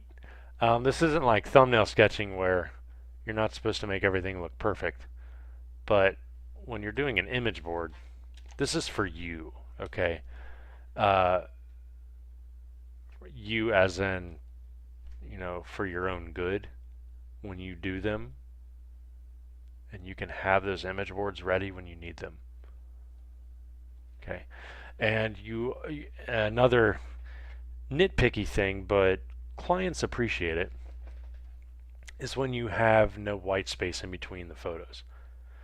The little things like that are going to tell the client that you pay attention to details, you're neat about things, you're prompt. Prompt as in, getting this stuff done when it's due or before it's due. Okay, you got to be good about it. Do not miss your deadlines ever, especially if you're a freelancer, or they will dump you in a heartbeat. So you can fill these types of pages with animals, and one of the things that I have my students do is draw the actual photo of the animal. Okay, not a lot of detail, but they're going to draw little thumbnails of the animals and the anatomy, because by doing that, especially if you're not used to drawing animals in general, if you draw the anatomy of animals that already exist, you can start building up that mental library for anatomy purposes, and then you can use that later when you start inventing new things. That's what's cool. So, prime example, when you look at this rhinoceros up here, okay, if you were just to draw that rhino flat out using the outlines or just, rough stuff in general, and then when you start to invent a character or a creature that looks like a rhino, you're going to think, I remember, not only do I have images of it, I know how the fat folds on the shoulders. I already know that. I don't have to guess. Or I know how the rhinoceros horn grows out of, the top of its nostrils or its head. You wouldn't have known that before had you not started collecting reference. So, just another really fun thing to think about. Okay, so let's keep going. Let's keep going here. I'm going to put something different. Actually, let's do something we wouldn't expect. Oh, this one. Oh, very beautiful animal. Okay, and copy this. I'm going to put this down here. I want a pet one. There we go. Put it right down there. I also try not to overlap other photos, especially if they have feet that are really cool looking. So you can start to see shape language here that you could probably pick up. And this is nature too. So shape language 1, the actual head. Okay, that tapered head look. Tapered head. Tapered head. Got it there. Okay. This one is a reptile, but that is tapered. Okay, and then this one, the body tapers. And then this one, minus the horns, the body tapers, or the head tapers. So that could be one shape that you could use for your, somewhere down the line of your creature design. Okay, so the other thing that I want to talk about, and this gathering reference it is an actual skill. This isn't something that you just slap together, although I will say that a lot of students just slap these image boards together. You want to be neat about this. Everything counts.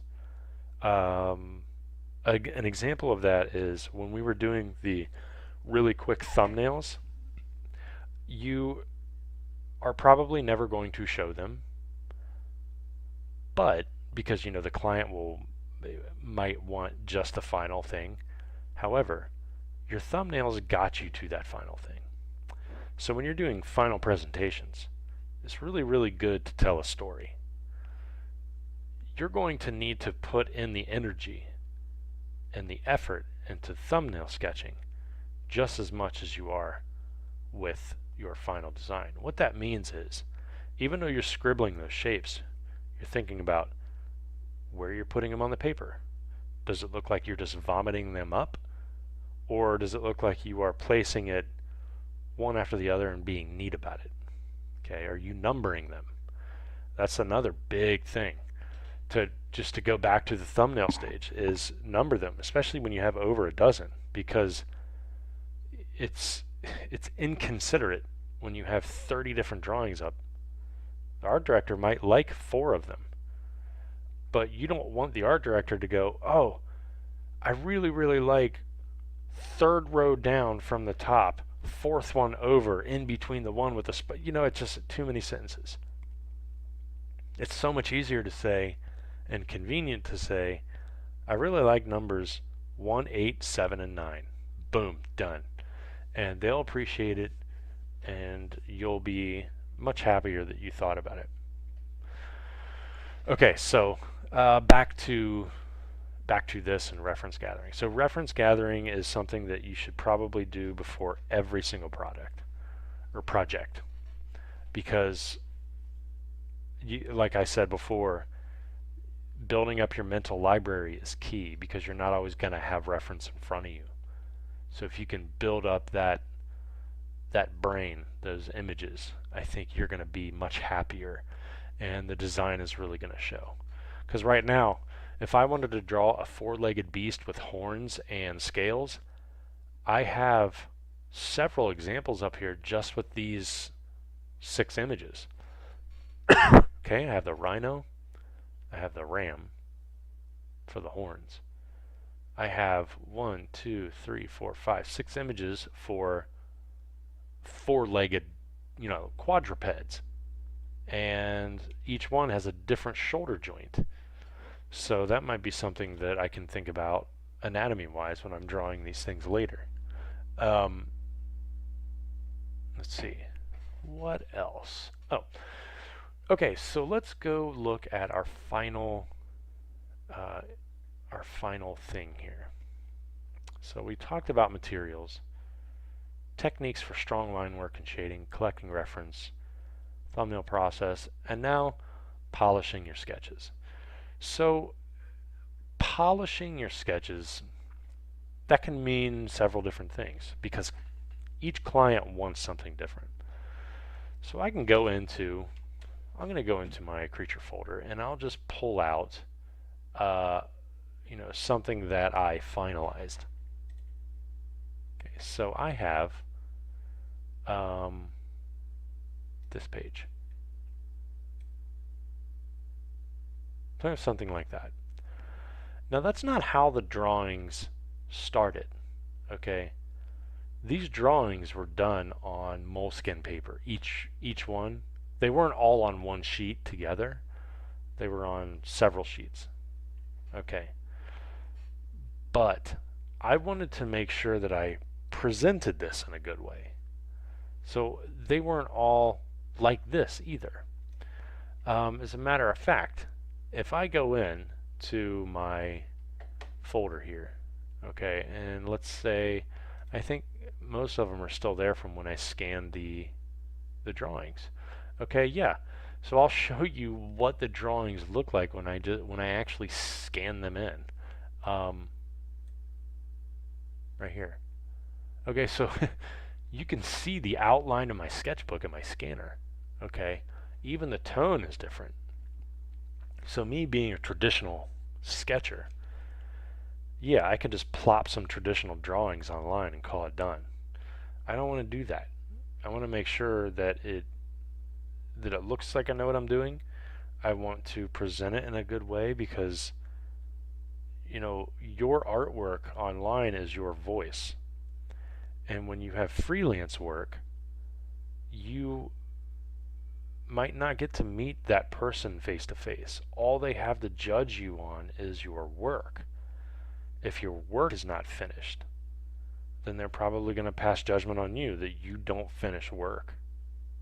Okay, that's going into another side tangent, but in a nutshell, just make sure your stuff looks good. Okay, so what I did was and by the way, this is a smaller moleskin pad, so it's not the 9.5 by 11 or whatever that odd moleskin standard one is size. This is a slightly smaller one. I think it's 6 by 6, maybe slightly larger. And it works. It's just the paper quality is a little different, so it's a little stranger to deal with. But I took all these, and I've done a lot of those animal sketches. So for instance, the one that I just showed you with the shoe bill, okay, I'm gonna flip this around here. This is my physical sketchbook. This is how the drawing actually looked. And then this is what it turned out to be over here. So polishing the sketch, I went in, okay, so I went in to the actual drawing. Here, I'm going to use this one. Went into the drawing, okay, I hit levels, and I started messing with the tone. So I'm adding tone to the paper to fill in the gaps. I'm taking the middle slider, really add to the value and the color of the page. I'm going to hit OK, and then I'm going to crop this one. It takes an extra maybe 20 minutes, just depending on what you want to do. you can still see through the page of my drawing behind it. So I'm going to eyedrop the color of the paper. And then I'm simply going to paint over it. I'm going to paint over that. I don't need that in there. Okay, but notice how neat I'm being. Okay, this is all about polishing your presentation, polishing your page. If this takes time to actually go around, so be it. Right, like that. Because guess what? You know, at the end of the day, it's going to look better. You're still not done yet. So let's say you did that. Let's say you have all 4 or 5 or 6 drawings or whatever kind of presentation you have. I'm not finished yet. So I'm going to go back in, and then I'm going to go to my folder where I've just been working on new portfolio pages. Okay, so I keep everything nice and neat in here. Stuff that I've been working on, a lot of personal projects. I'm going to bring out that same page. You'll notice a difference. Oh, look, borders. So this is kind of a nice finishing touch to the presentation. I have a nice border here, okay, and I titled it. I gave my name down here, and I also included the date. Not the date, but the year that it was done. Okay, so I just did this last year. It was like in the fall. You know, I've darkened some images. Notice how when I placed all these images on here, there's enough space in between each one, so there's no guessing as to what's happening, and there's no weird overlaps. The other thing I did was I gave little highlights using Photoshop, so I'm going to zoom in here and I'm going to actually show you what I mean. So I'm going to eyedrop the color of that page that it was scanned on. This is the color, so I'm going to go up, and that's it, all the way straight up, almost all the way. So then when I color or paint on the cassowary right here, you'll see the highlight. And then when you zoom out, you'll still be able to see the highlight. I actually get asked often, how do you get those white highlights, or how do you get those lighter highlights? And I'm like, well, that's all I do. I drop the drawing, and I go to a lighter version of that drawing, which is the page. Yes, you can use gouache. You can use like a white color pencil, but when you use white color pencil on moleskin or any kind of drawing, it doesn't look white anymore, and it doesn't even scan in correctly. So my advice is just use digital work to help polish up your drawings. And the other thing is, and I see this so much, especially with young artists, when you guys are putting together your portfolio, please clean up the crud around the drawing. I cannot stress that enough. What I mean by that is, you know, let's say that right here, this Tasmanian devil, on paper, your scanner will pick up stuff, especially if you don't wipe down the lens, or not the lens, but the actual clear sheet that protects the scanner from the paper. There's just crap everywhere on the side, and it's left in, or the tone of the paper is different than what you copied and pasted. So for instance, if I took my lasso tool on another page and I went like this, and I'm like, oh, okay, I'm copying the Tasmanian devil, copying that, and I'm pasting it. Oh, oops, I don't know why it's, oh, here, I'll do it this way. Okay, so if I'm copying the Tasmanian devil and I'm pasting it and I'm moving it to another image, there could be like crud just captured in there. There's not on here because I already cleaned the page. Just take your time, okay, the extra time, and just erase away unnecessary line work and dirt and grime and stuff. And it goes a really long way into showing that you care about what you're presenting. Because when you polish, if you are, and I've probably said polish like 50 times now, if you polish your work, your portfolio looks better. And if your portfolio looks better, it's a reflection of you. That's what you need. So when you look back at all the things we talk about, okay, we look at materials, techniques, collecting reference, thumbnail process, and polishing your work. You're basically telling a story, okay, other than materials. That part doesn't really matter. So as long as you have a good end result. It's kind of like 3D artists when they want to get into sculpting, and they're worried that they know ZBrush but they don't know Maya, or they know Modo but they don't know 3D Coat. It doesn't matter. As long as you have a good finished result, they don't care how you got there. It's the same thing with 2D work. When you're painting, either on canvas or in Photoshop, it's about the finished result. They're going to know that you collected reference. They're going to know that you went through thumbnails to get to a good design.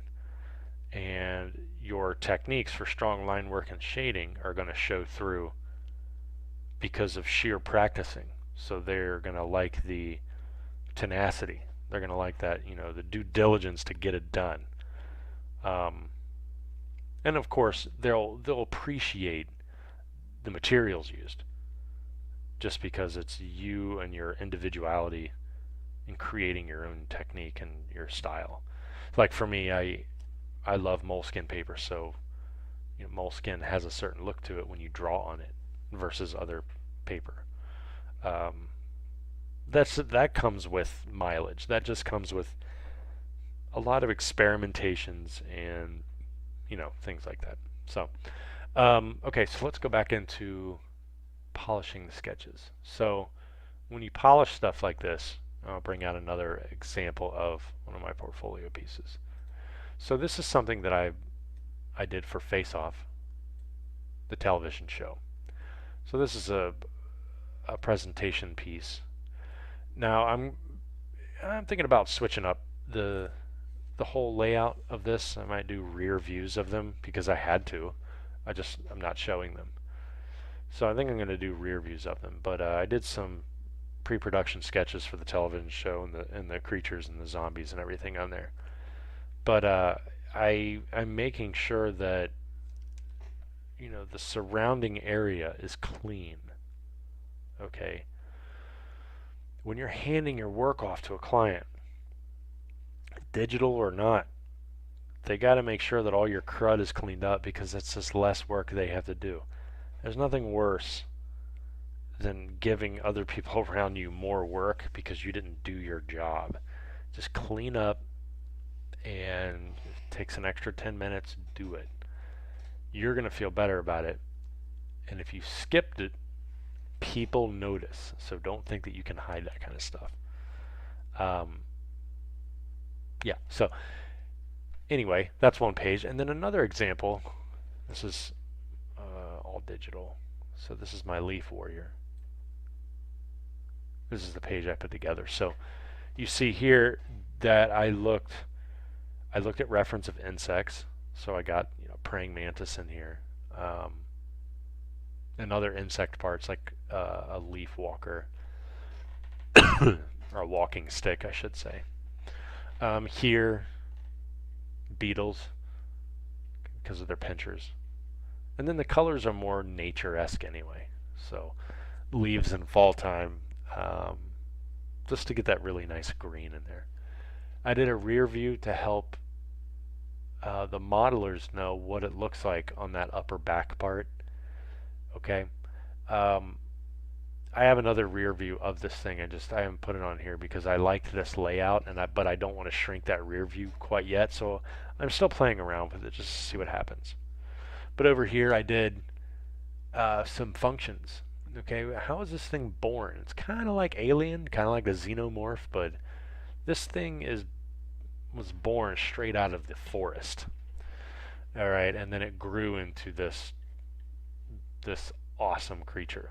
Okay, well, I'm not bragging. I'm just saying, you go from an infant and then you turn up to this awesome adult. Okay, it guards the forest and it has huge pinchers and vines that can kill you. So you just got to be careful.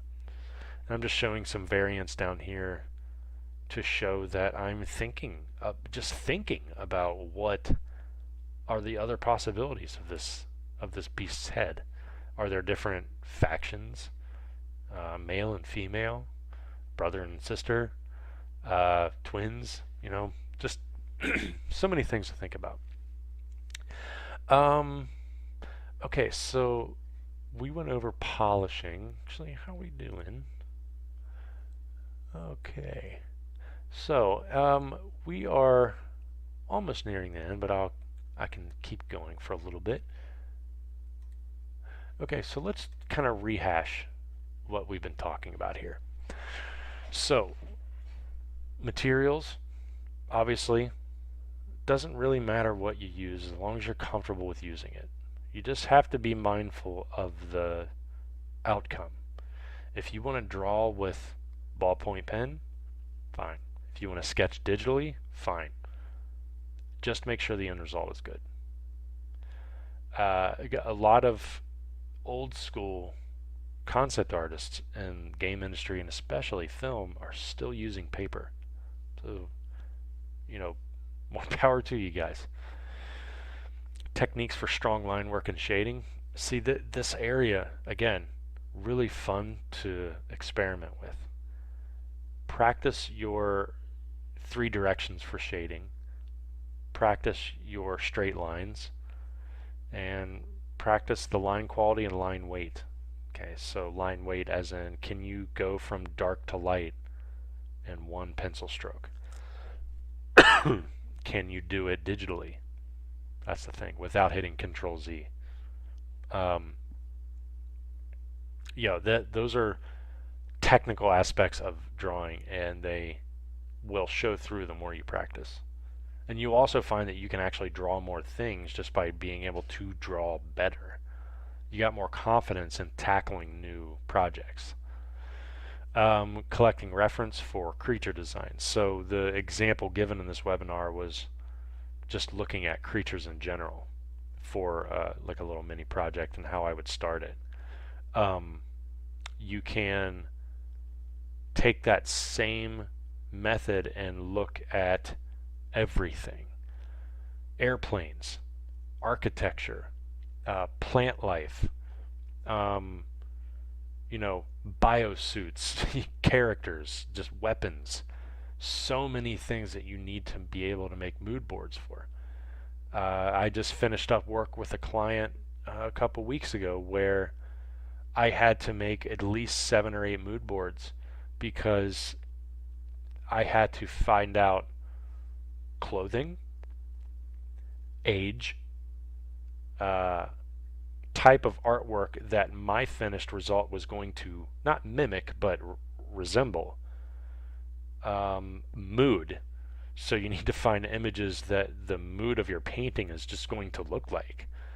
And then the other ones were just technical aspects like, race and color and stuff. It's character work. Just so a lot of things like that you really have to think about when you're collecting reference. Thumbnail process, we went through that. Just have fun. Scribble, literally. Do not worry about who's going to see your drawings. Because at the end of the day, you were the one practicing and getting better. That's it. You can be a 30-year industry veteran and still scribble and come up with awesome ideas. Like they say, a lot of the best ideas are drawn on napkins. Okay, that actually has happened. So go to a cafe, go to Starbucks, go to your favorite little restaurant, go to, I don't know, wherever you want to go, a park. Just scribble stuff. One thing I have when I was running my mentorship was to have students go outside and sketch rocks, trees, and roots. Those 3 things, if you can draw those 3 things, you can draw anything, because the rocks offer hard surfaces with organics and texture. The trees offer techniques in texture and size and scale, and then the roots offer strictly organic shapes, like twisting and the flattening and the wrapping around different areas. So if you can combine all of that, you pretty much, and get good at it, you pretty much are set as far as, you know, at least starting out a new project and feeling pretty confident about drawing it. And then polishing your sketches. So the one thing that I have to suggest about polishing the sketches is ask professionals before you either post it or you submit it for, you know, an actual job, as in hunting for a job. Okay, have other industry professionals look at your work and then make the necessary adjustments to polish it. So we need others to see our work, because we look at it so much that we see what we want to see. Okay, and we think that we did a good job. It's kind of like people that think that they're good at singing but they suck because they've only ever been told they're good by people they know. So have somebody that you've never met in the industry, preferably somebody that's pretty hard at grading or you know, looking at stuff in general, and you can get honest feedback like that. I think it goes a really long way. So with these 5 key areas, hopefully you guys will be able to take back some information, valuable information about how to approach certain areas. And I think of all these areas, the one that I would stress the most is reference gathering in general. Just gather reference. The more you build up your visual library, the more you'll know what to draw, the more you'll want to draw, you'll get better at it, and then your ideas will flourish and you'll be able to polish. So it's like a snowball effect. So just something to think about. So without further ado, I really appreciate all of you, listening to this webinar. I had a great time talking about my process. I could go on for 3 or 4 more hours about it, but I think I've given you at least a basis of what to do. And remember, this isn't only for creature design, and this isn't only for traditional sketching. You can do it digitally, and you can do this with any subject matter, regardless of what you're trying to learn. Okay. So with that, thank you all for listening, and hopefully in the months to come that you're going to produce work that you're proud of. So thanks again, and hope to see you around.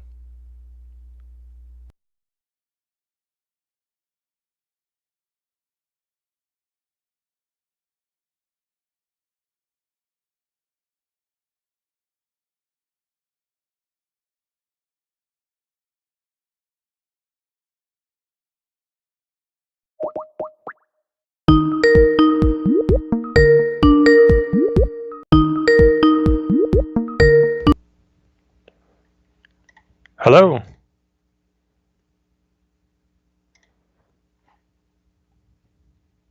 Hold on, I think my volume's messed up.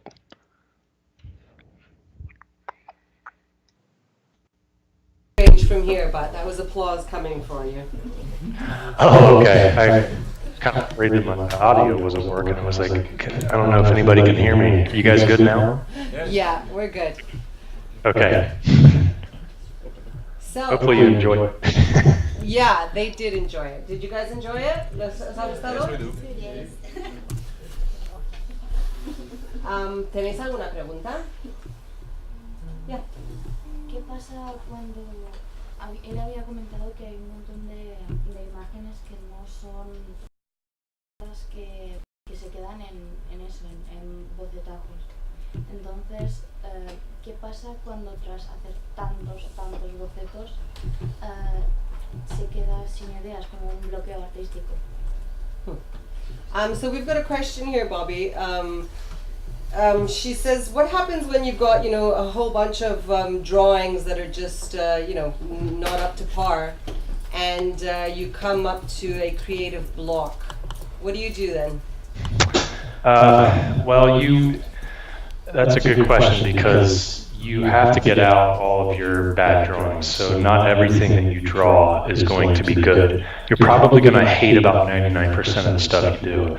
I always turn to nature. So me being a creature artist, I am constantly looking at animals, and it doesn't matter what you do. Environments, props, weapons, vehicles.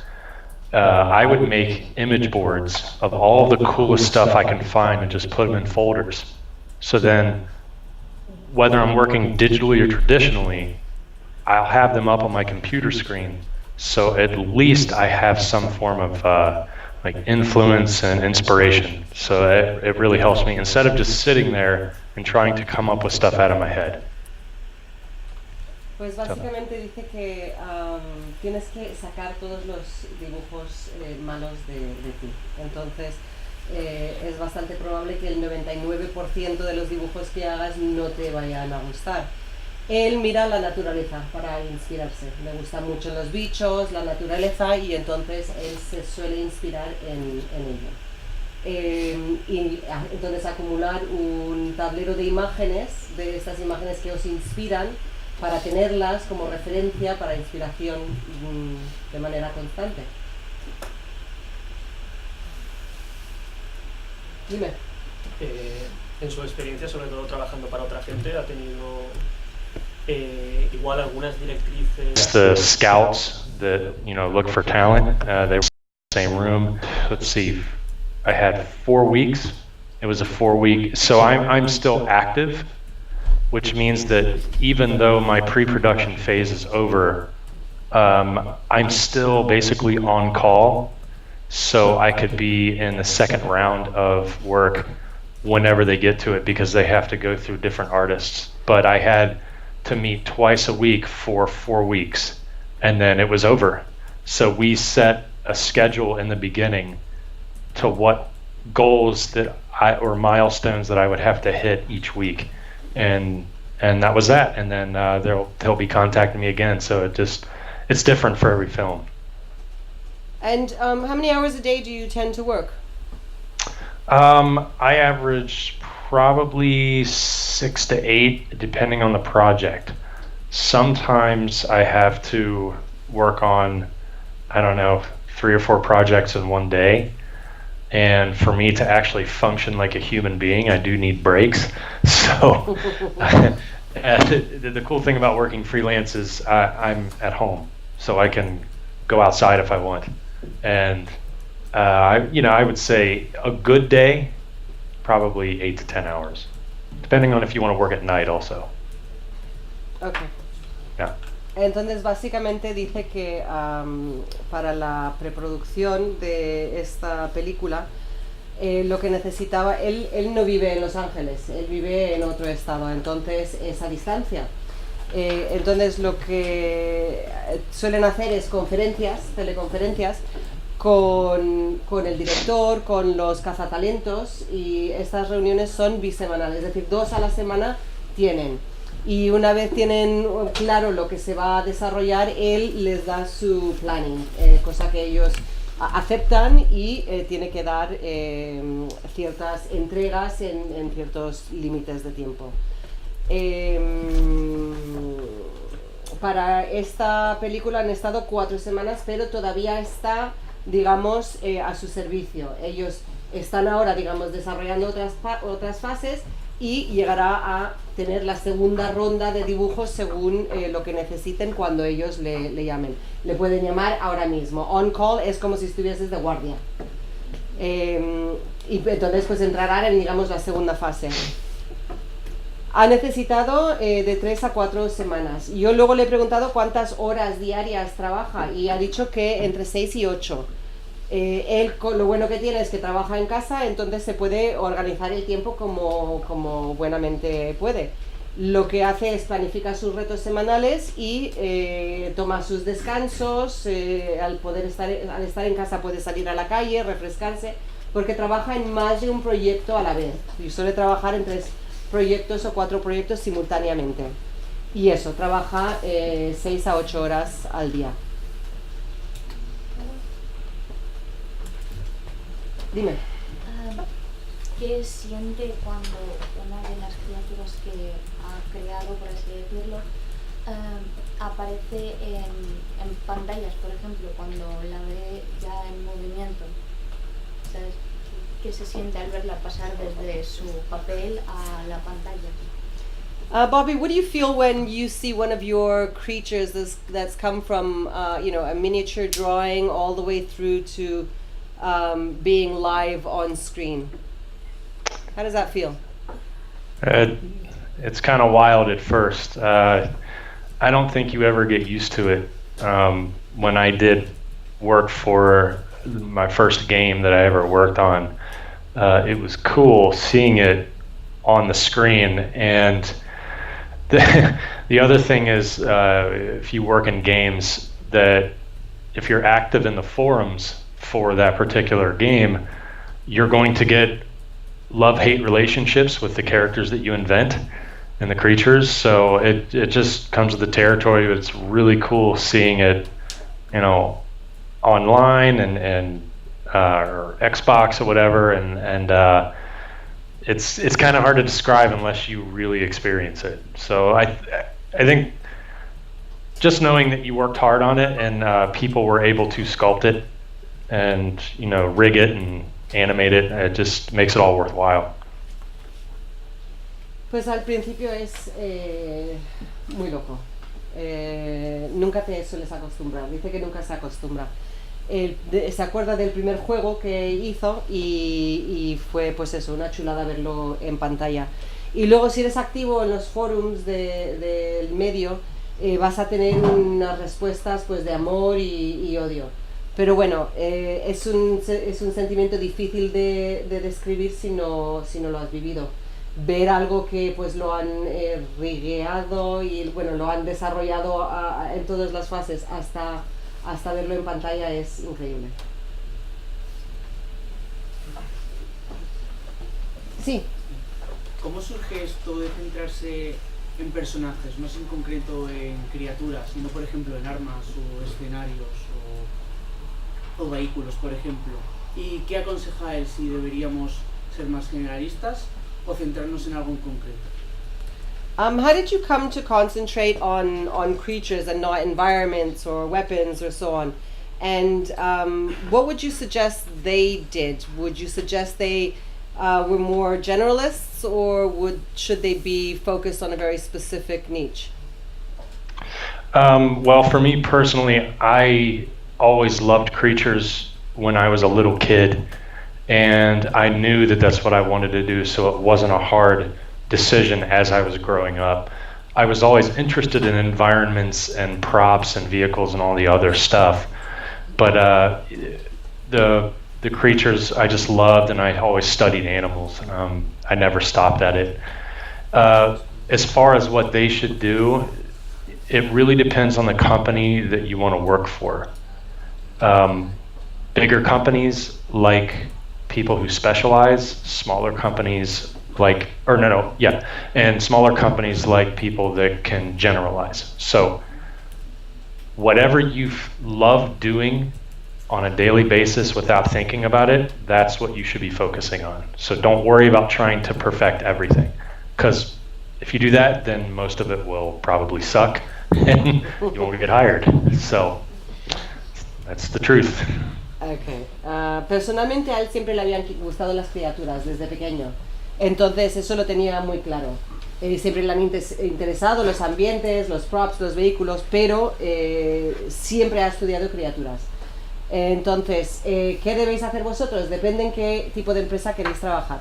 Las empresas más grandes suelen buscar a personas especializadas y las empresas más pequeñas suelen buscar a personas generalistas. Lo que te encanta hacer es donde te debes enfocar, porque si intentas hacer un poquito de todo, la verdad es que seguramente estará mal, no será un trabajo adecuado. Si amas lo que estás haciendo, te saldrá muchísimo mejor. Dime. Antes ha mencionado que ha trabajado en varios proyectos a la vez. ¿Cómo se organiza, en plan, para no mezclar conceptos o tener las ideas separadas, para no mezclar proyectos? Earlier you talked about working on several projects simultaneously. And so she wants to know how you organize yourself and I guess your mind as well to not mix concepts and how to keep each of the projects individual. Well, one of the best things that has helped me was I set a timer for myself. So I'm the type of person that I can get easily distracted sometimes, and being at home, like I'm a stay-at-home dad too, so we're about to send my child to daycare. So for the first 11 months, I've had to sit and really time myself, like, okay, I have 2 hours for this project, I have an hour for this project. And as long as you follow that and sign out of social media, you'll be able to concentrate a lot more. As far as mixing the actual assets and concepts, it really doesn't happen just because, like, if you have two separate companies wanting dragons, okay, most of the time the brief is going to be completely different. So you just have to make sure that the reference you collect is different, and you have to read and read and read the brief again. Make sure you know what the company wants and you won't overlap. Okay. Una de las cosas que hace es se pone alarmas, es decir, organiza muchísimo su tiempo y lo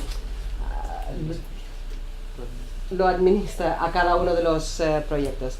Él es una persona que trabaja desde casa, entonces fácilmente se distrae y tiene un niño pequeño de 11 meses, con lo cual más es un papá en casa, es decir, es el que cuida de su hijo. Entonces ahora le van a enviar a guardería, pero hasta estos 11 meses pues ha tenido que centrarse mucho y organizar su tiempo en ese sentido. Pues 2 horas le doy a este proyecto, 1 hora le doy a este proyecto. Y evidentemente dejar las redes sociales, eso es imprescindible. Con lo cual, esa es la forma que organiza su tiempo. Y el tema de mezclar conceptos, pues incluso puede haber 2 empresas que te están pidiendo la misma cosa. Pues una empresa que quiere dragones, 2 empresas que quieren dragones. Normalmente el brief, es decir, lo que ellos te dan como su concepto inicial, es muy diferente el uno del otro. Entonces no es tan fácil mezclarlos. Si ves que te desvías, es releer y releer ese brief, mantenerlo muy presente.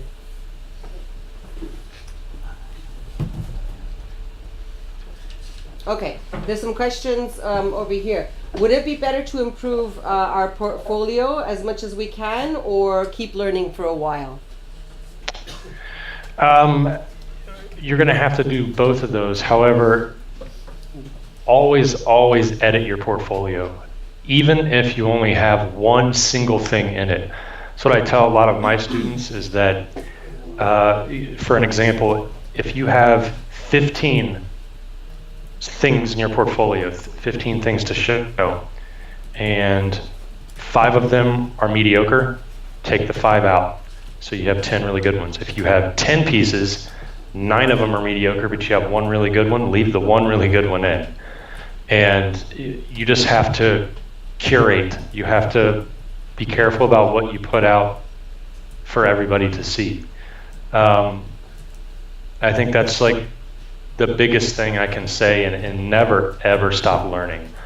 I have been doing this for a pretty long time now, and I am still learning on a daily basis. There's things about 3D that I don't know yet, environments, props, all that stuff. So keep learning and only show your best stuff.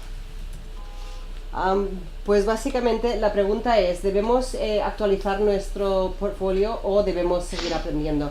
Y dice que ambas cosas, el actualizar el portfolio siempre. Es decir, si tienes 15 piezas y 5 de ellas son mediocres, pero 10 son buenas, quita las 5 mediocres, mantén las buenas. Si son 10 mediocres y una buena, mejor mantener la que es excelente. Es decir, cuidar mucho lo que enseñáis para que todo el mundo lo vea. Mantener vuestro portfolio lo más profesional posible. Y luego nunca dejar de aprender. Él sigue aprendiendo todos los días. Hay cosas de 3D, de ambientes que él no tiene ni idea y sigue aprendiendo. Eso es algo que sugiere que hagamos todos siempre. Ok. What are the best elements to have in your portfolio for a concept artist? Okay, so it really boils down to what you love doing. And I'll give you a prime example. So a good friend of mine does a lot of characters and a lot of environments, but his design sense is really good. He just got hired by Epic Games to design vehicles, and he didn't have one vehicle in his portfolio. So if you want to be a concept artist, you are not an illustrator, okay? Companies don't care that you can illustrate pretty pictures. They want to hire you for cool ideas, because there's a lot of industry veterans that can't draw well, but their ideas are awesome. So make sure your ideas are good, and I would specialize in 1 to 2 things and get really, really good at those 2 things.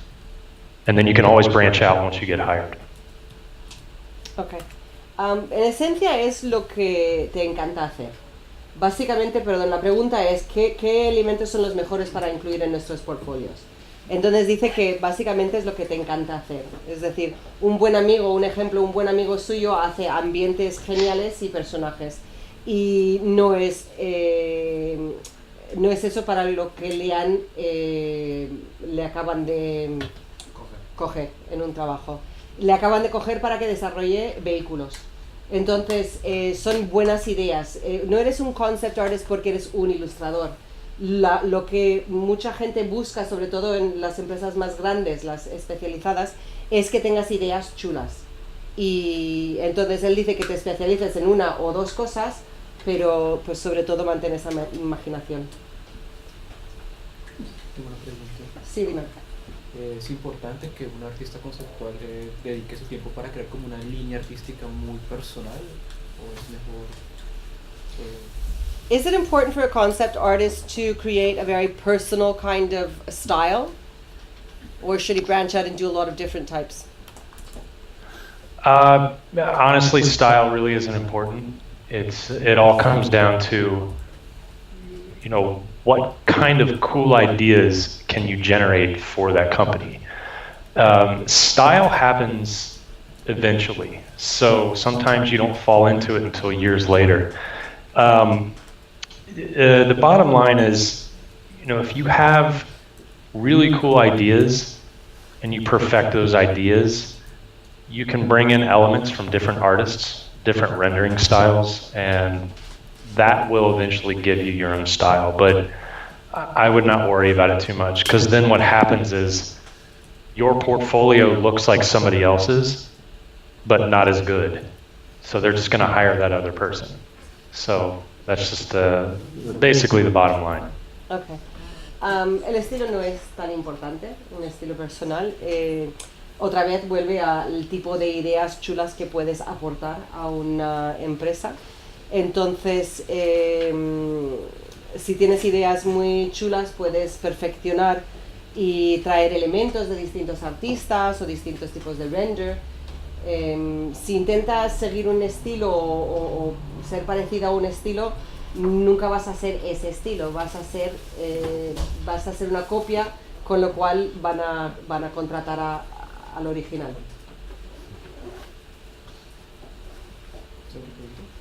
¿Sí? ¿Cuáles son los mayores errores que cometen los artistas conceptuales recién graduados? What are the most common mistakes that new graduates, new concept artist graduates commit? They try to put things in their portfolio that are super popular. So, like for instance, too much fan art. Companies don't really like seeing fan art. There's nothing wrong with it. You can actually do some really, really cool fan art. Some companies actually like seeing it, but they don't want to see it in your portfolio if you're trying to get a job. They want to see you come up with your own ideas. So that's like one of the biggest things that young artists will do. And I would say another thing is they're not getting proper critiques from people in the industry. So they compare themselves to the people in class when they should be comparing themselves to the people out in the field. Those are the two biggest mistakes. Básicamente una de las cosas que suele ocurrir es que suelen intentar poner cosas súper populares en sus portfolios. Uno de esos elementos últimamente es fan art. No pasa nada, pero no es algo que... Y hay empresas que les gusta, hay empresas que no les gusta nada, pero no es algo que se quiere ver en tu portfolio si estás buscando un trabajo. Y otra de las cosas es que no están recibiendo una crítica adecuada, se están comparando a los alumnos en su clase cuando deberían estar comparándose con profesionales en el sector.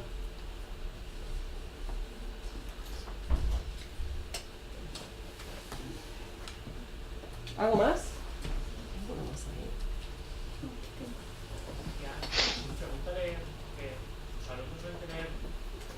Problema cuando tenían los estudios para conseguir su primer trabajo, posiblemente sea el más difícil porque es el que te permite entrar ya en toda la industria. Si tiene algún consejo para ese primer trabajo, para encontrar esos primeros inicios, o cómo nos cuente un poco cómo fue su experiencia de cómo encontró la primera forma de entrar en toda la rueda de la industria. Okay. Bobby, question about first jobs. It's probably the most difficult to get, to be able to get your head in to the industry. Do you have any advice for students who have just graduated and want to find their first job? Yeah, one of the best things to do is not shoot your portfolio out to dozens of companies. What you should really do is narrow down your search to, and this is just an estimate, no more than 10 companies, and have at least 3 in there that you really want to work at, and that way it'll help you steer towards what they want to see. Better said, try to emulate the work that your favorite game companies do, and then tailor your portfolio towards it, because a lot of times graduates will just have everything in their portfolio. So don't have a gun, a vehicle, an environment, a creature, a character. Don't do that. They don't care, and it's probably all going to be bad. Sorry, it was harsh, but it's true. Okay.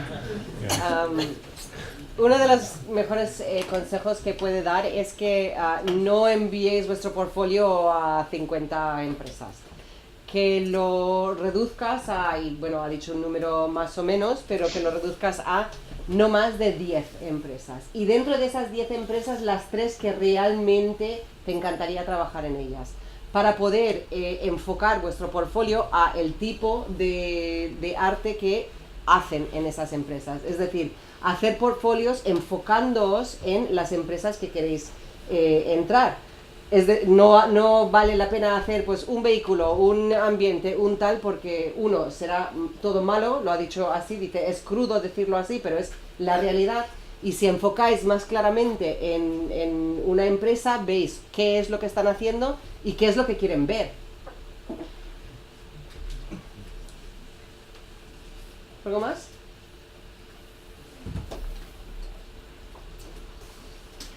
Yeah. Si no hay ninguna otra pregunta, ¿algún último consejo general? Okay.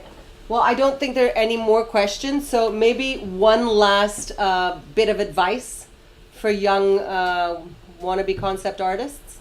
Okay. I would say the biggest thing is find out what you're truly passionate about. So after this webinar is over, just really do some soul searching and ask yourself what you love doing on a daily basis and get good at that one thing, because the competition out there is fierce.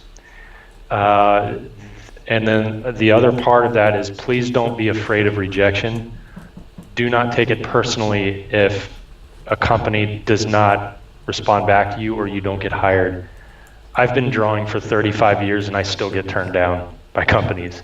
So it doesn't, you have to keep wanting to get better. And once you do that, like, you can only go up. So I could go on and on about it, but those are like the two biggest things. Okay. La cosa más importante es que sepáis qué es lo que os apasiona realmente. Entonces quizá ahora os podíais empezar a preguntar esa pregunta y buscar esa cosa que realmente os apasiona y practicarla lo suficiente para haceros muy buenos en ello. La competición es increíble, lo que hay ahí, hay muchísima gente, es decir, vais a tener a mucha gente muy buena contra la cual luchar. Entonces no te preocupes por no ser aceptado a la primera o a la segunda o a la tercera. Él lleva dibujando 35 años y todavía le rechazan cosas. Entonces el rechazo es parte del proceso. Seguir en ello, seguir practicando y seguir mejorando. Oh, we've got a last question, sorry. Oh, all right, it's okay. ¿Cuál es la peor situación en la que se ha visto envuelto trabajando en la industria? Para saber en qué situaciones nos podríamos meter como artistas. What's the worst situation you've ever come across in the industry? I think he just wants to prepare himself for the worst case scenario.